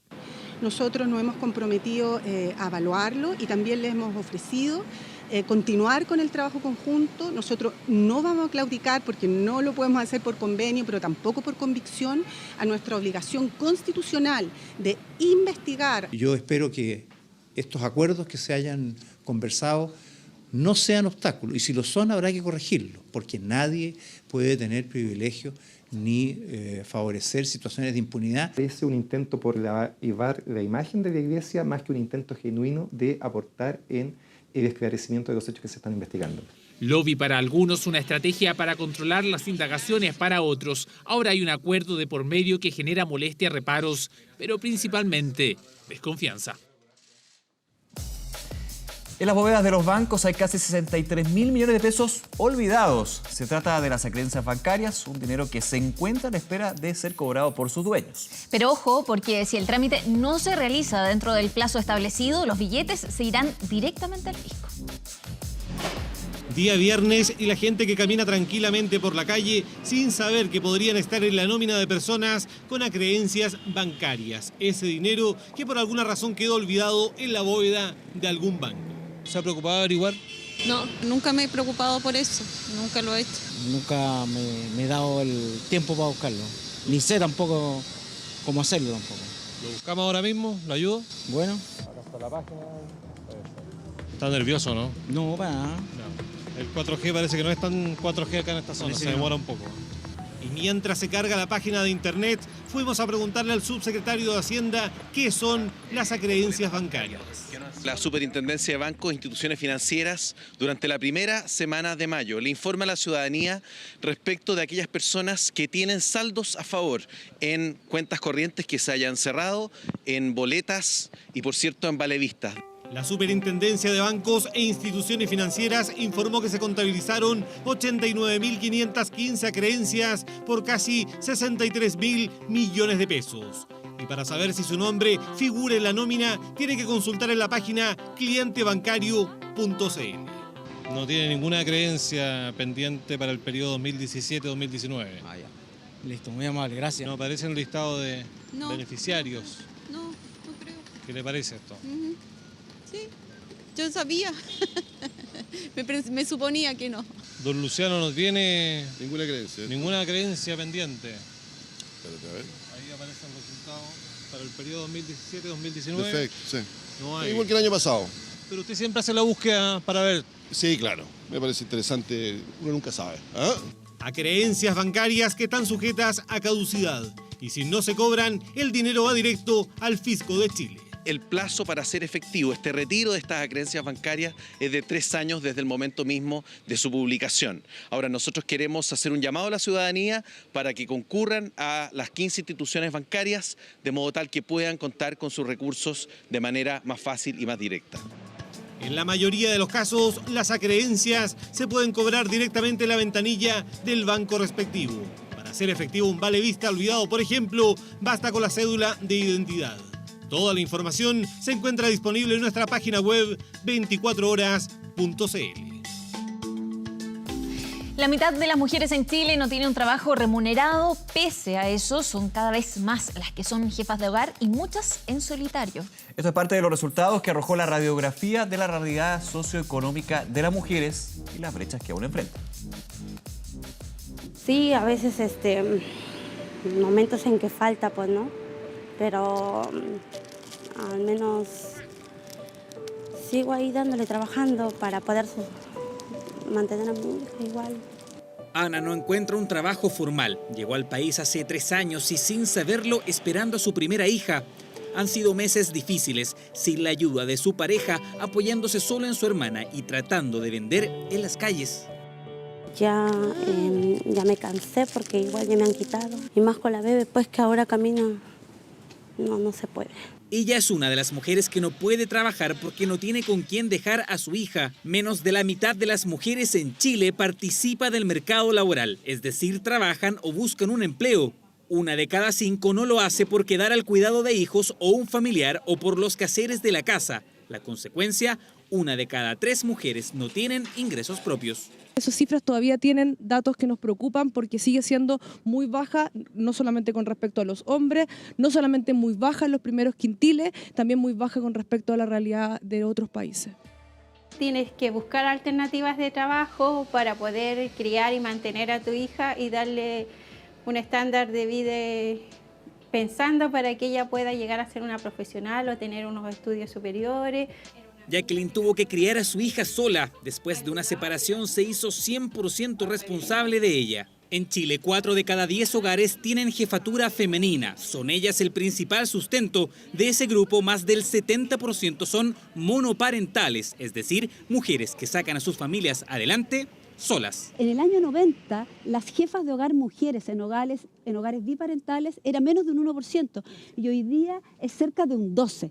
O sea, tiene que ver también con cómo la mujer ha ido tomando un rol más preponderante. Datos que además muestran que 1 de cada 3 mujeres han sido madres adolescentes sin contar con educación formal, una realidad mucho más común en los sectores más vulnerables del país, aunque el número va disminuyendo. Hemos incorporado en nuestras líneas de trabajo el apoyo a la maternidad. Por supuesto que hay que estar con esas mujeres que son madres en situaciones probablemente más desprotegidas. Proyectos de sala cuna universal y de modernización laboral buscan entregar más alternativas a las mujeres, más opciones para desarrollar sus anhelos, sus sueños. Tener un trabajo, ¿no?, donde pueda ya no estar exponiendo a mi hija a muchos peligros en la calle y de repente, ¿no?, con el tiempo tener un negocio.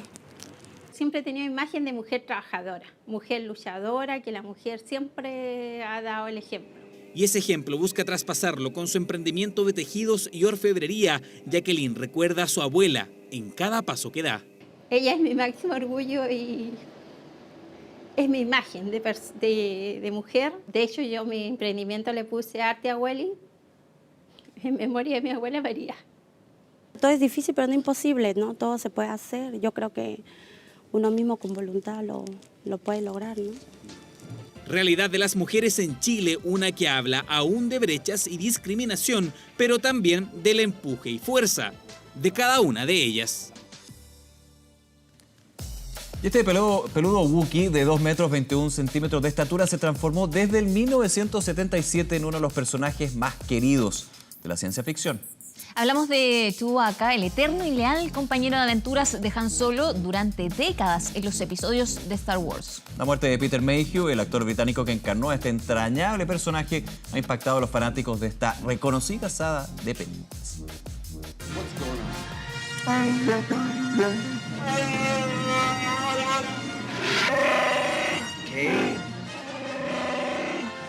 Es un sonido especial, no es necesario ser un cinéfilo para reconocerlo. Es el particular gruñido del peludo personaje de la saga de George Lucas. Chewbacca se transformó en un ícono, tenía un carisma distinto y logró marcar la historia del cine dejando un legado que traspasa la pantalla grande.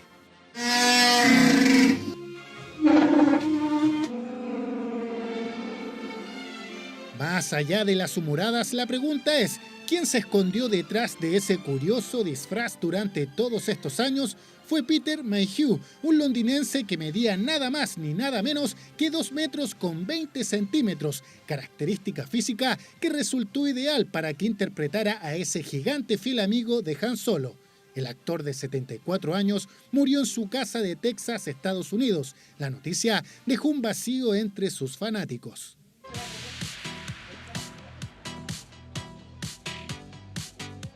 Han venido muchos fans de Star Wars, con caras muy tristes. Se nota esa pena porque son pérdidas irreparables. Y esos fans ahora le rinden honores. Fue un duro golpe para la comunidad de Star Wars. En las tiendas donde venden sus figuras ya casi no queda stock. Bastante pesar en el ambiente de los seguidores de Star Wars. Y lógicamente ya en estos momentos no quedan Funko Pop, que es la figura que lleva la gente, o figuras del mismo personaje. No hablaba, solo gruñía, da igual. Quedó como un personaje legendario que quedó marcado en la retina de los seguidores de la saga. Aventurero, solitario, fiel, rudo y con mucha fuerza son solo algunas de las características del personaje. Y que a pesar de su violencia y de su fuerza y de no poderle entender casi nada, su expresión corporal y su cercanía con Han Solo lo hace súper próximo al espectador y lo hace querible. Y en ese sentido, sin duda, es uno de los personajes más queridos de toda la saga. Y eso se traspasó a un fanatismo que pocos podrían imaginar. Guillermo es un fan acérrimo, asegura que para él es casi como una religión. Además, dice ser el doble de Chewbacca en Chile. Decidí hacerme el traje de Chewbacca porque me encariñé con él. Es un personaje fiel, leal. Me demoré 4 años en hacerlo. Me costó mucho.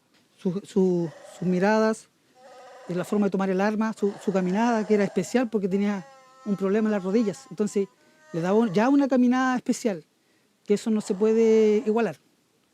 Yo soy solamente una sombra de Chewbacca y orgulloso de representarlo.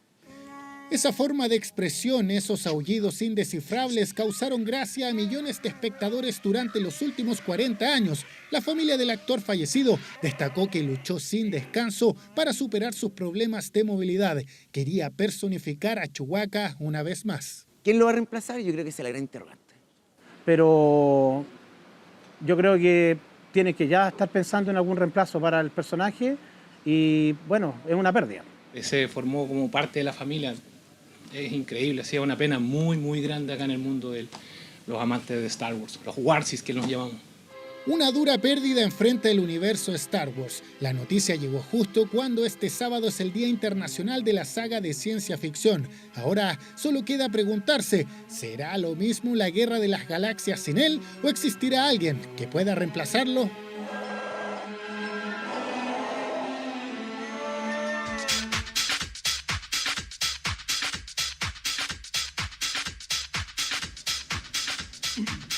Comentamos al principio del programa la buena noticia del deporte. Cristian Garín que pasa a la final en München, o Múnich como le quiera decir. Rodrigo Arellano está con todos los detalles del tanque. ¿Cómo estás, Rodrigo? ¿Qué tal? Bien, bien. Vengo a hablar de eso y mucho más. ¿Mucho más? Arrancamos con Cristian Garín, que está en la final del ATP de Múnich, luego de una muy buena presentación e interrumpida presentación ante Marcos Cecchinato, un jugador que está dentro de los 20 mejores del mundo. Tremendo lo de Cristian Garín, que se logra meter entonces en esta final nuevamente. Recordemos que es su tercera final del año y además va a ir por su segundo título. Recordemos que antes de Barcelona venía de ganar en Houston. 6-2, 6-4 fueron los parciales con que Garín entonces se logró imponer de buena manera a este Marco Cecchinato, un italiano bastante sólido, de bastante nivel, que no pudo ante el buen rendimiento que está mostrando el tenista nacional. Un partido, como lo decíamos, estuvo bastante tiempo suspendido por la lluvia, por granizo. El clima no fue un gran amigo para Garín, pero no se desconcentró en ningún momento. A ver, cositas técnicas a tener en cuenta. Lo de Garín está siendo muy bueno con su derecho, un derecho con bastante personalidad, poniéndole mucho peso a la pelota. Cuando decimos ponerle peso a la pelota, ¿qué es, Nicolás? Porque a veces uno se va en conceptismo y no explica. Ponerle peso a la pelota es tratar tratar de ubicar la pelota lo más atrás de la cancha posible y que vaya con tanta fuerza que no se levante tanto. Ya. O sea, sin tanto efecto, sino que sea un golpe más seco. Eso es lo que está haciendo Cristian Garín. Como más tradicional, digamos. Sí, es que bueno... Más puro. Es que hay gente que, si tú me dices tradicional, hay gente que piensa en el efecto. Ah, ya. No, lo de Garín siendo bastante duro con esto y también en el revés, un revés que ha mejorado bastante, que ha sido bastante consistente y lo va a tener entonces en esta final, en el ATP de Múnich. Una muy buena presentación, venía ya de ganarle Zverev y ahora pasó por arriba básicamente de Cecchinato. Hay problemas, eso sí, con el rival, porque fíjate que por los problemas del clima, mañana en horario chileno a eso de las 5 de la mañana se va a jugar la otra semifinal, que no se pudo jugar hoy día, entre Roberto Bautista, el español, y Matteo Berrettini, el italiano. Y después de este partido, hora y media, recordemos que hay un cierto margen de media hora por set, una hora y media después, en el caso que el partido sea largo, una hora después de terminado el duelo, se va a jugar la final de esta ATP de Múnich, si es que el clima lo permite. Hay buen pronóstico, eso sí, hablamos con nuestro compañero Iván Torres, que nos comentaba, eso sí, que el clima mañana en Múnich debería ser un poquito más amable con el tenis. Hoy día se suspendió 2 veces. Sí. Que es súper complicado para el tenista ahí, porque te enfrías, la mentalidad se te empieza a desordenar, tienes que volver a reenfocar, es complicado salir, entrar y obviamente la tensión aumenta. Sí, era una situación compleja, nunca parar un partido va a ser lo más positivo, pero Garín está en una buena semana. Eso han destacado, pero lo que comentábamos con Andrea también al principio, han destacado mucho el tema mental, que era, no es que le faltara o tuviera problemas, sino que había que madurar ese aspecto de la mentalidad en plena competencia. Sí, yo siempre he sido de que de pronto acá en Chile tuvimos 2 problemas. Uno, que nos acostumbramos a ganar con Masú González, con Marcelo Ríos, y lo otro fue también que aquí hay que ser bien claro, en Chile el hilo, el trabajo a largo plazo se perdió hace tiempo, recordar por algo que durante mucho tiempo los tenistas estuvieron peleados con la federación. Acá se redujo el número de tenistas jugando clasificatorios regionales, en menores, perdimos ese hilo y obviamente empezamos a apurar socialmente a Garín y a Jarry de una manera que no correspondía. Queríamos que, porque Garín había tenido buenos resultados en juveniles, saltar inmediatamente al profesionalismo. El tenis de pronto tiene tiempos distintos para cada tenista y lo bueno es que Garín ahora sí está entrando de lleno en la pelea por los campeonatos grandes del circuito y lo vamos a tener entonces mañana disputando una final ante Berrettini o Bautista. Nos vamos con la mala noticia de la jornada porque lamentablemente Nicolás Jarry debutaba en las clasificaciones del Master 1000 de Madrid, la caja mágica, como dicen algunos, por el lugar donde se juega, y hoy día en la primera ronda de clasificaciones no pudo ante el belga Marius Copil. 7-5 ganó el primero Jarry, pero luego perdió por 6-4 y 7-6. En el tercer set estuvo abajo 4-1, sin embargo logró llegar al tiebreak, un especialista en esta modalidad de definiciones. No obstante, hoy día no tuvo la suerte de otras jornadas Nicolás Jarry, que mantiene esta irregularidad que no lo hace competir de lleno en los grandes campeonatos, perdiendo de pronto partidos. A ver, Copil es un jugador complicado, pero era ganable para un Jarry jugando a su mejor nivel. Por eso mismo le va a doler esta derrota. No hay opciones de que sea lucky loser porque perdió en la primera ronda de la qual, y esto ya es cuando tú llegas a la fase final de las clasificaciones, así que lamentablemente Jarry esta semana no va a poder competir en el Master 1000 de Madrid. Otra noticia con el tenis, que Garín podría quedar incluso ya 32 del mundo ganando mañana, y eso le permitiría incluso entrar directo a una mayor cantidad de campeonatos y quedar muy bien aspectado a Roland Garros. Sigamos ahora con el fútbol, ¿les parece? También porque han pasado cosas en la mañana, han pasado cosas en los últimos minutos, y acá está el ingeniero Manuel Pellegrini. Yo sé, Nicolás, que tú eres un fanático de don Manuel Pellegrini. Por supuesto, las buenas y las malas. Les toca celebrar porque el West Ham se impuso por 3-0 al Southampton. Una sólida presentación ahí en el Estadio Olímpico de Londres, minuto 16.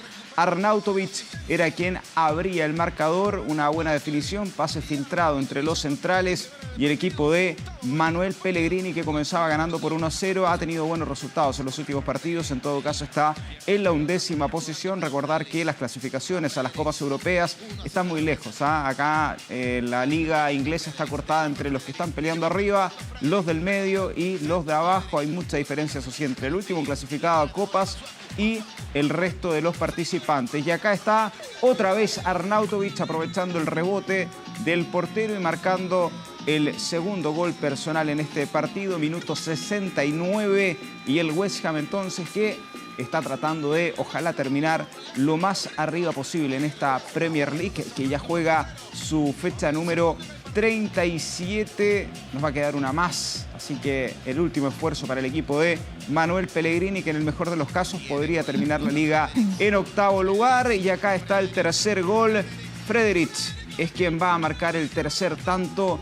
Alegría para el equipo del ingeniero, que por ahí piensa en Guillermo Maripán y espera que las sonrisas vuelvan la próxima temporada. Por ahí decían que lo querían sacar del cargo, sin embargo, va a seguir adelante Manuel Pellegrini y piensa en Guillermo Maripán, pensaba en Gary Medel, no sé si con la lesión lo va a seguir considerando. Y ahora nos vamos a esta buena noticia también, porque el América, el actual campeón del fútbol mexicano, logró asegurar su clasificación a los playoffs. Había tenido algunos resultados complicados y Nicolás Castillo volvió a jugar y miraba cómo en el minuto 2 de partido, un gol de camarín, el colombiano Roger Martínez, zurda abajo, y comenzaba ganando por 1-0 ante los Tiburones del Veracruz.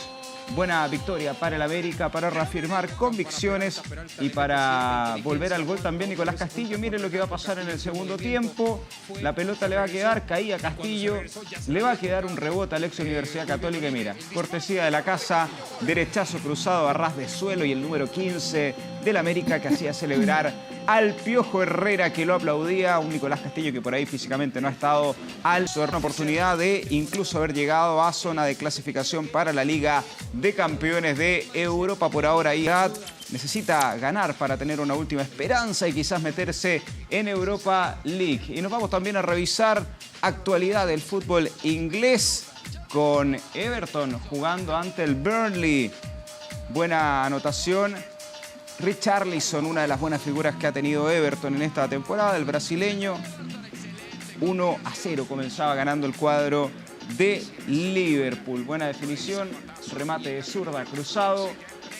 Y el equipo del Burnley, que está en la parte baja de la tabla, comenzaba perdiendo ante el rival del Liverpool, el eterno rival, el conjunto Toffee, que arrancaba de buena manera este partido, jugando en calidad de local, y acaba de llegar el 2-0. Coleman, minuto 20 de partido, rápido trámite. Y Everton entonces, que consigue este triunfo que le permite ubicarse en la 8ª posición con 53 unidades, ya sin chances de poder meterse en la Liga de Campeones de Europa.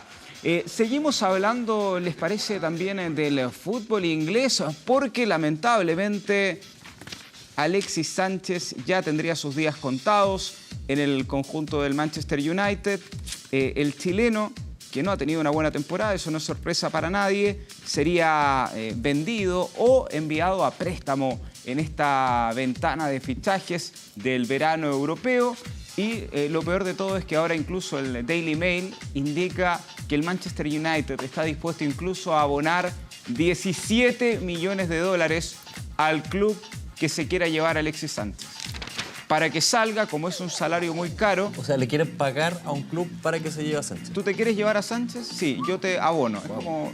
¿Cómo ha cambiado la cosa? Sí, es lamentable esto para Te Alexis. pago para que te lleve a Alexis. Sí. Muy en términos muy simples lo estoy haciendo. Lo que pasa es que, obviamente, como ustedes lo saben, por normas laborales, el Manchester United no le puede bajar el salario. No. Y tiene la discusión ahí con quien quería renovar. Pogba, con De Gea. Él es el salario más caro de la Premier League, 500.000 libras esterlinas. y lo cierto es que el United tiene que manejar ese presupuesto si es que quiere fichar los jugadores que quiere Ole Gunnar Solskjaer. Por eso mismo, esta desesperación por sacar a Alexis Sánchez, y ellos obviamente, algún club que quiera pagarle ese dinero. Lo único que tienen como tope es que no sea un equipo de competición directa en Inglaterra. Ellos están pensando ojalá enviarlo fuera. Por ahí, ¿quién podría pagar el salario de Alexis Sánchez? Bayern Múnich, la Juventus, como lo conversamos a mitad de semana, pero lo cierto es que no lo tiene fácil. Mañana va a estar jugando el United a eso de las 9 de la mañana ante el Huddersfield, un equipo ya descendido. Las últimas cartas del United para meterse en la Liga de Campeones de Europa, terminar en el top 4. Veremos si es que Alexis ve acción y por qué no se reencuentra con el gol. Llegamos en Inglaterra, ¿les parece? Porque don Marcelo Bielsa sigue haciendo noticia. ¿Qué pasó? Pagó de su bolsillo la multa por espionaje, una nueva locura del ex técnico de la selección chilena y actual entrenador del Leeds United en la segunda categoría del fútbol inglés, quien decidió pagar de su bolsillo el castigo equivalente a $263.000 que le impuso la Federación Inglesa por haber espiado a rivales. Esta sanción económica que había recibido el club, el entrenador dijo, bueno, es culpa mía, por lo tanto yo soy el responsable, así que la pagué de mi bolsillo, lo confesó Marcelo Bielsa, quien este fin de semana va a jugar ante el Ipswich el último partido de la fase regular del Championship. 48 fechas, es un campeonato tremendo y ahora va a tener que ir a la definición, a la promoción, donde el Derby County, justamente el equipo que lo denunció por espionaje, va a ser su primer rival con Frank Lampard, el exjugador del Chelsea, que es el entrenador del equipo de las Cabras, como es conocido el Derby County. Un bonito gesto más de Marcelo Bielsa. Vamos ahora al fútbol nacional, ¿les parece? Porque Colo-Colo va a estar jugando con Unión La Calera, la Universidad Católica va a visitar O'Higgins y Alfredo Arias, el entrenador de la Universidad de Chile, habló en conferencia de prensa. El entrenador uruguayo sabe que se está jugando sus últimas cartas para seguir con la Universidad de Chile en el segundo semestre. Audax Italiano va a ser su rival en esta fecha. Después de eso va a jugar como local ante Coquimbo y luego el clásico ante Colo-Colo. Esos son los partidos que le van quedando de cara al cierre de esta primera etapa. Incluso el último partido es ante Deportes Iquique. Por lo tanto, tiene la obligación de sumar la mayor cantidad de puntos para salir de la zona de descenso. Según información entregada, por ejemplo, por el diario El Mercurio, el uruguayo podría salir del club a cambio de una indemnización equivalente a 2 sueldos y medio, que a ti que te gustan los números, Nicolás, sería de 100 millones de pesos. Un complicado panorama para la Universidad de Chile, que va a tener que, para peor, a ver, si el escenario no podía ser peor para la U, con problemas futbolísticos, cometiendo errores en los últimos minutos, ahora va a jugar a la cancha sintética. Mañana domingo va a estar jugando 17 horas con 30 minutos ante Audax Italiano. No le gustan los conceptos al profesor Arias, pero él sí apela a situaciones no futbolísticas en sus conferencias de prensa. Se enojó el otro día con una pregunta. Escuchemos sus declaraciones hablando de fútbol, que es lo que esperamos. No leí, sinceramente no leí lo que puede haber salido hoy a la prensa, pero tú me lo estás diciendo. No, nadie me ha dado un ultimátum, pero no necesita uno como técnico tener ultimátums. O sea, y nosotros en esa, como digo, presión de querer ganar, olvidamos que entrenamos y le dimos la pelota al rival y nos refugiamos en nuestra cancha y ya no presionamos en cancha contraria. Y todo eso lo hablamos al día siguiente cuando vinimos a entrenar y estuvimos todos de acuerdo que ese fue nuestro pecado. Y en el pecado siempre hay una penitencia. Y la autocrítica es seguramente no darle la herramienta suficiente al equipo en este tiempo. De pecado, penitencia, bueno, después nos enojamos por no hablar de fútbol. Ya, vamos ahora con esta noticia que golpeó al fútbol femenino internacional, porque la mejor jugadora del mundo, Ada Hegerberg, no va a jugar el Mundial a modo de protesta. La ganadora del Balón de Oro no va a estar presente en el Mundial de Francia como una forma de repudiar la actuación de la Federación Noruega de Fútbol en cuanto a las diferencias entre hombres y mujeres jugando fútbol profesional. La delantera dejó en claro su disconformidad por la discriminación que existe entre el seleccionado femenino y masculino. Hace unos meses la Federación Noruega y el Sindicato de Futbolistas acordaron que hubiera igualdad entre ambos salarios, premios en este caso, pero ella mantuvo su postura. Voy a citar textual, no es todo un tema de dinero, sino que se trata de preparación, profesionalismo y puntos muy claros que ella misma aseguró que le había presentado directamente a los directivos. Cabe destacar que Hegerberg es una notable futbolista que lleva convertidos 170 goles en 168 partidos disputados a nivel de clubes. Es una tremenda goleadora, tremenda jugadora que no va a estar en el Mundial de Francia, donde sí va a estar la selección chilena. Recordar que hay federaciones que han igualado el trato entre hombres y mujeres. Por ejemplo, está la Federación de Fútbol Australiana, la Federación de Fútbol de Suecia y claro, ni hablar de Chile, acá estamos obviamente muy lejos. Pero se está haciendo un trabajo a nivel de NFP, a nivel de federación, a nivel de clubes está muy al debe. Lento, pero algo. Sí, con chicas que, por ejemplo, si se lesionan en el fútbol profesional, lo digo yo, se tienen que, más allá de que estén ocupando la marca, la insignia de un club, es porque, claro, hay clubes que se abrieron al fútbol femenino solamente porque es una obligación dentro de la Conmebol. Si no, parece que hay algunos que no les interesaría.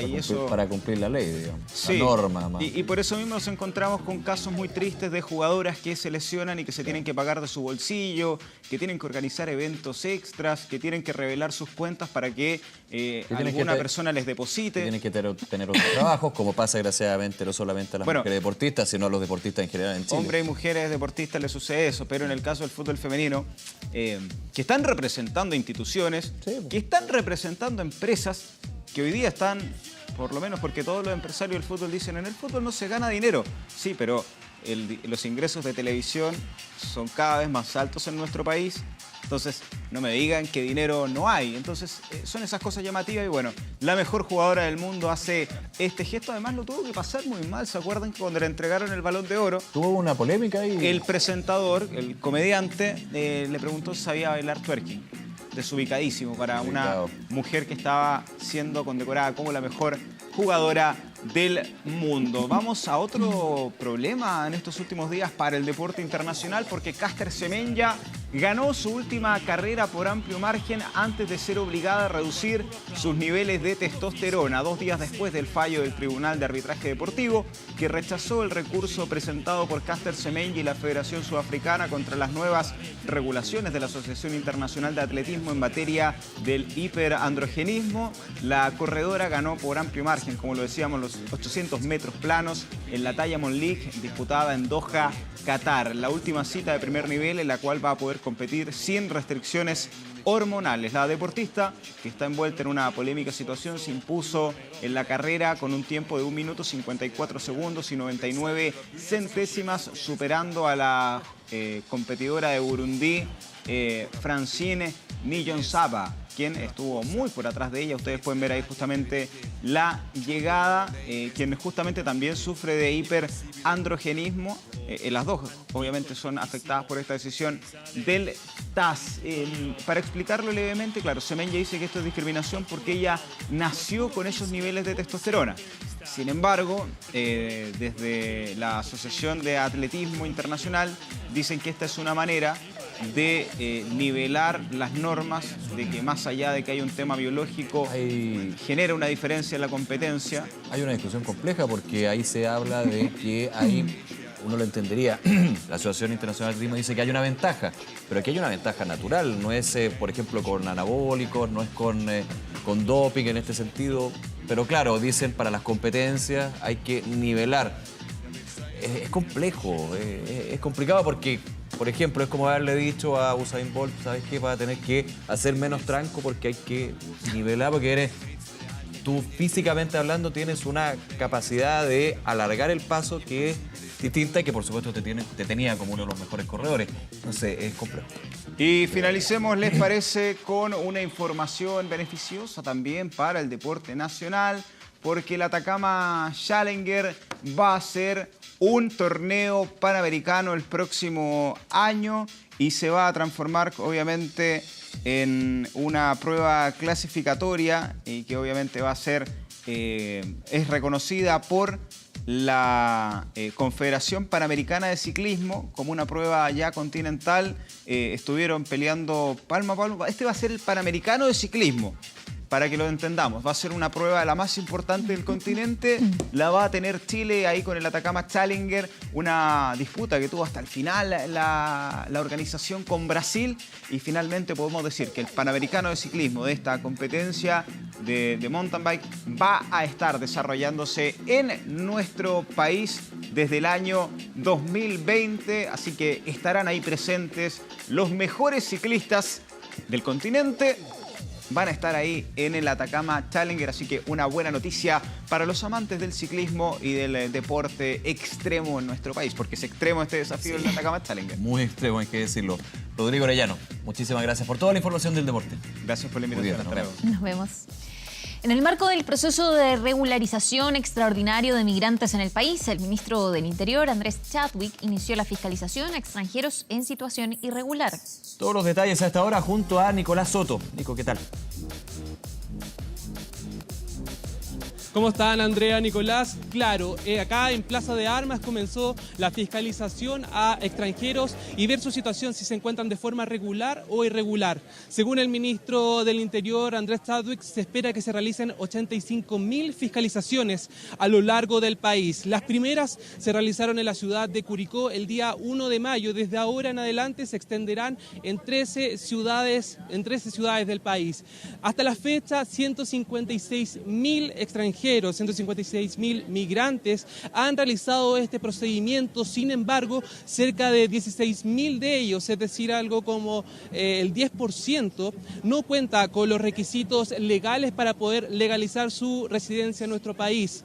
Otros 50.000 cuentan con la visa necesaria para estar acá en Chile, sin embargo, aún no cuentan con la estampa, que es el sello verificador que les permite su estadía en nuestro país. Escuchemos parte de las declaraciones que entregó el ministro del Interior, Andrés Chadwick, y otras de las autoridades que participaron en este inicio de las fiscalizaciones acá en Santiago.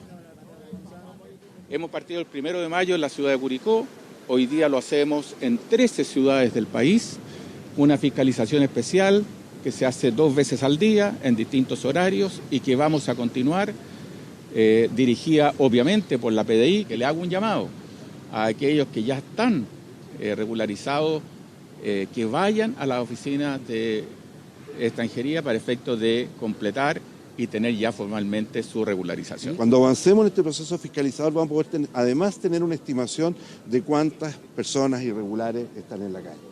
Entonces tiene múltiples propósitos. Primero, entregar una señal clara a los extranjeros de que acudan a los lugares a regularizar su situación. Segundo, aquellos que no lo tienen y no lo quieren hacer, los vamos a expulsar. Y tercero, poder tener una cifra estimativa de la cantidad de extranjeros que todavía no recurre a los lugares donde se entregan estas visas. Perfectamente puede ser un chileno. Nosotros tenemos un efecto, es un efecto aleatorio, es un efecto que está... Pero particularmente este servicio está basado y focalizado en el análisis policial. Nosotros sabemos algunas horas y algunos lugares donde ocurre algún tipo de delito específico y donde posiblemente transitan más extranjeros irregulares. Es por eso que lo hacemos en horas determinadas. Además, la Policía de Investigación de Chile, esta fiscalización es constante, es permanente en el tiempo. Centros comerciales, parques, plazas y otros puntos concurridos por los extranjeros serán donde se van a realizar este tipo de fiscalizaciones, cerca de 58.000, que es lo que se espera a lo largo del año, según informó el ministro del Interior. Este plazo concluye el próximo 22 de julio. Hasta ahí los extranjeros en nuestro país tendrán plazo para poder contar con su visa de residencia en nuestro país o, de lo contrario, certificar que están en el trámite o en el proceso para poder conseguir. Acá en el Plaza de Armas, algunos de los extranjeros que se encuentran en el lugar nos contaron qué les parece este tipo de fiscalizaciones. Escuchemos. De esta manera pues vamos a estar todos al día, ¿no?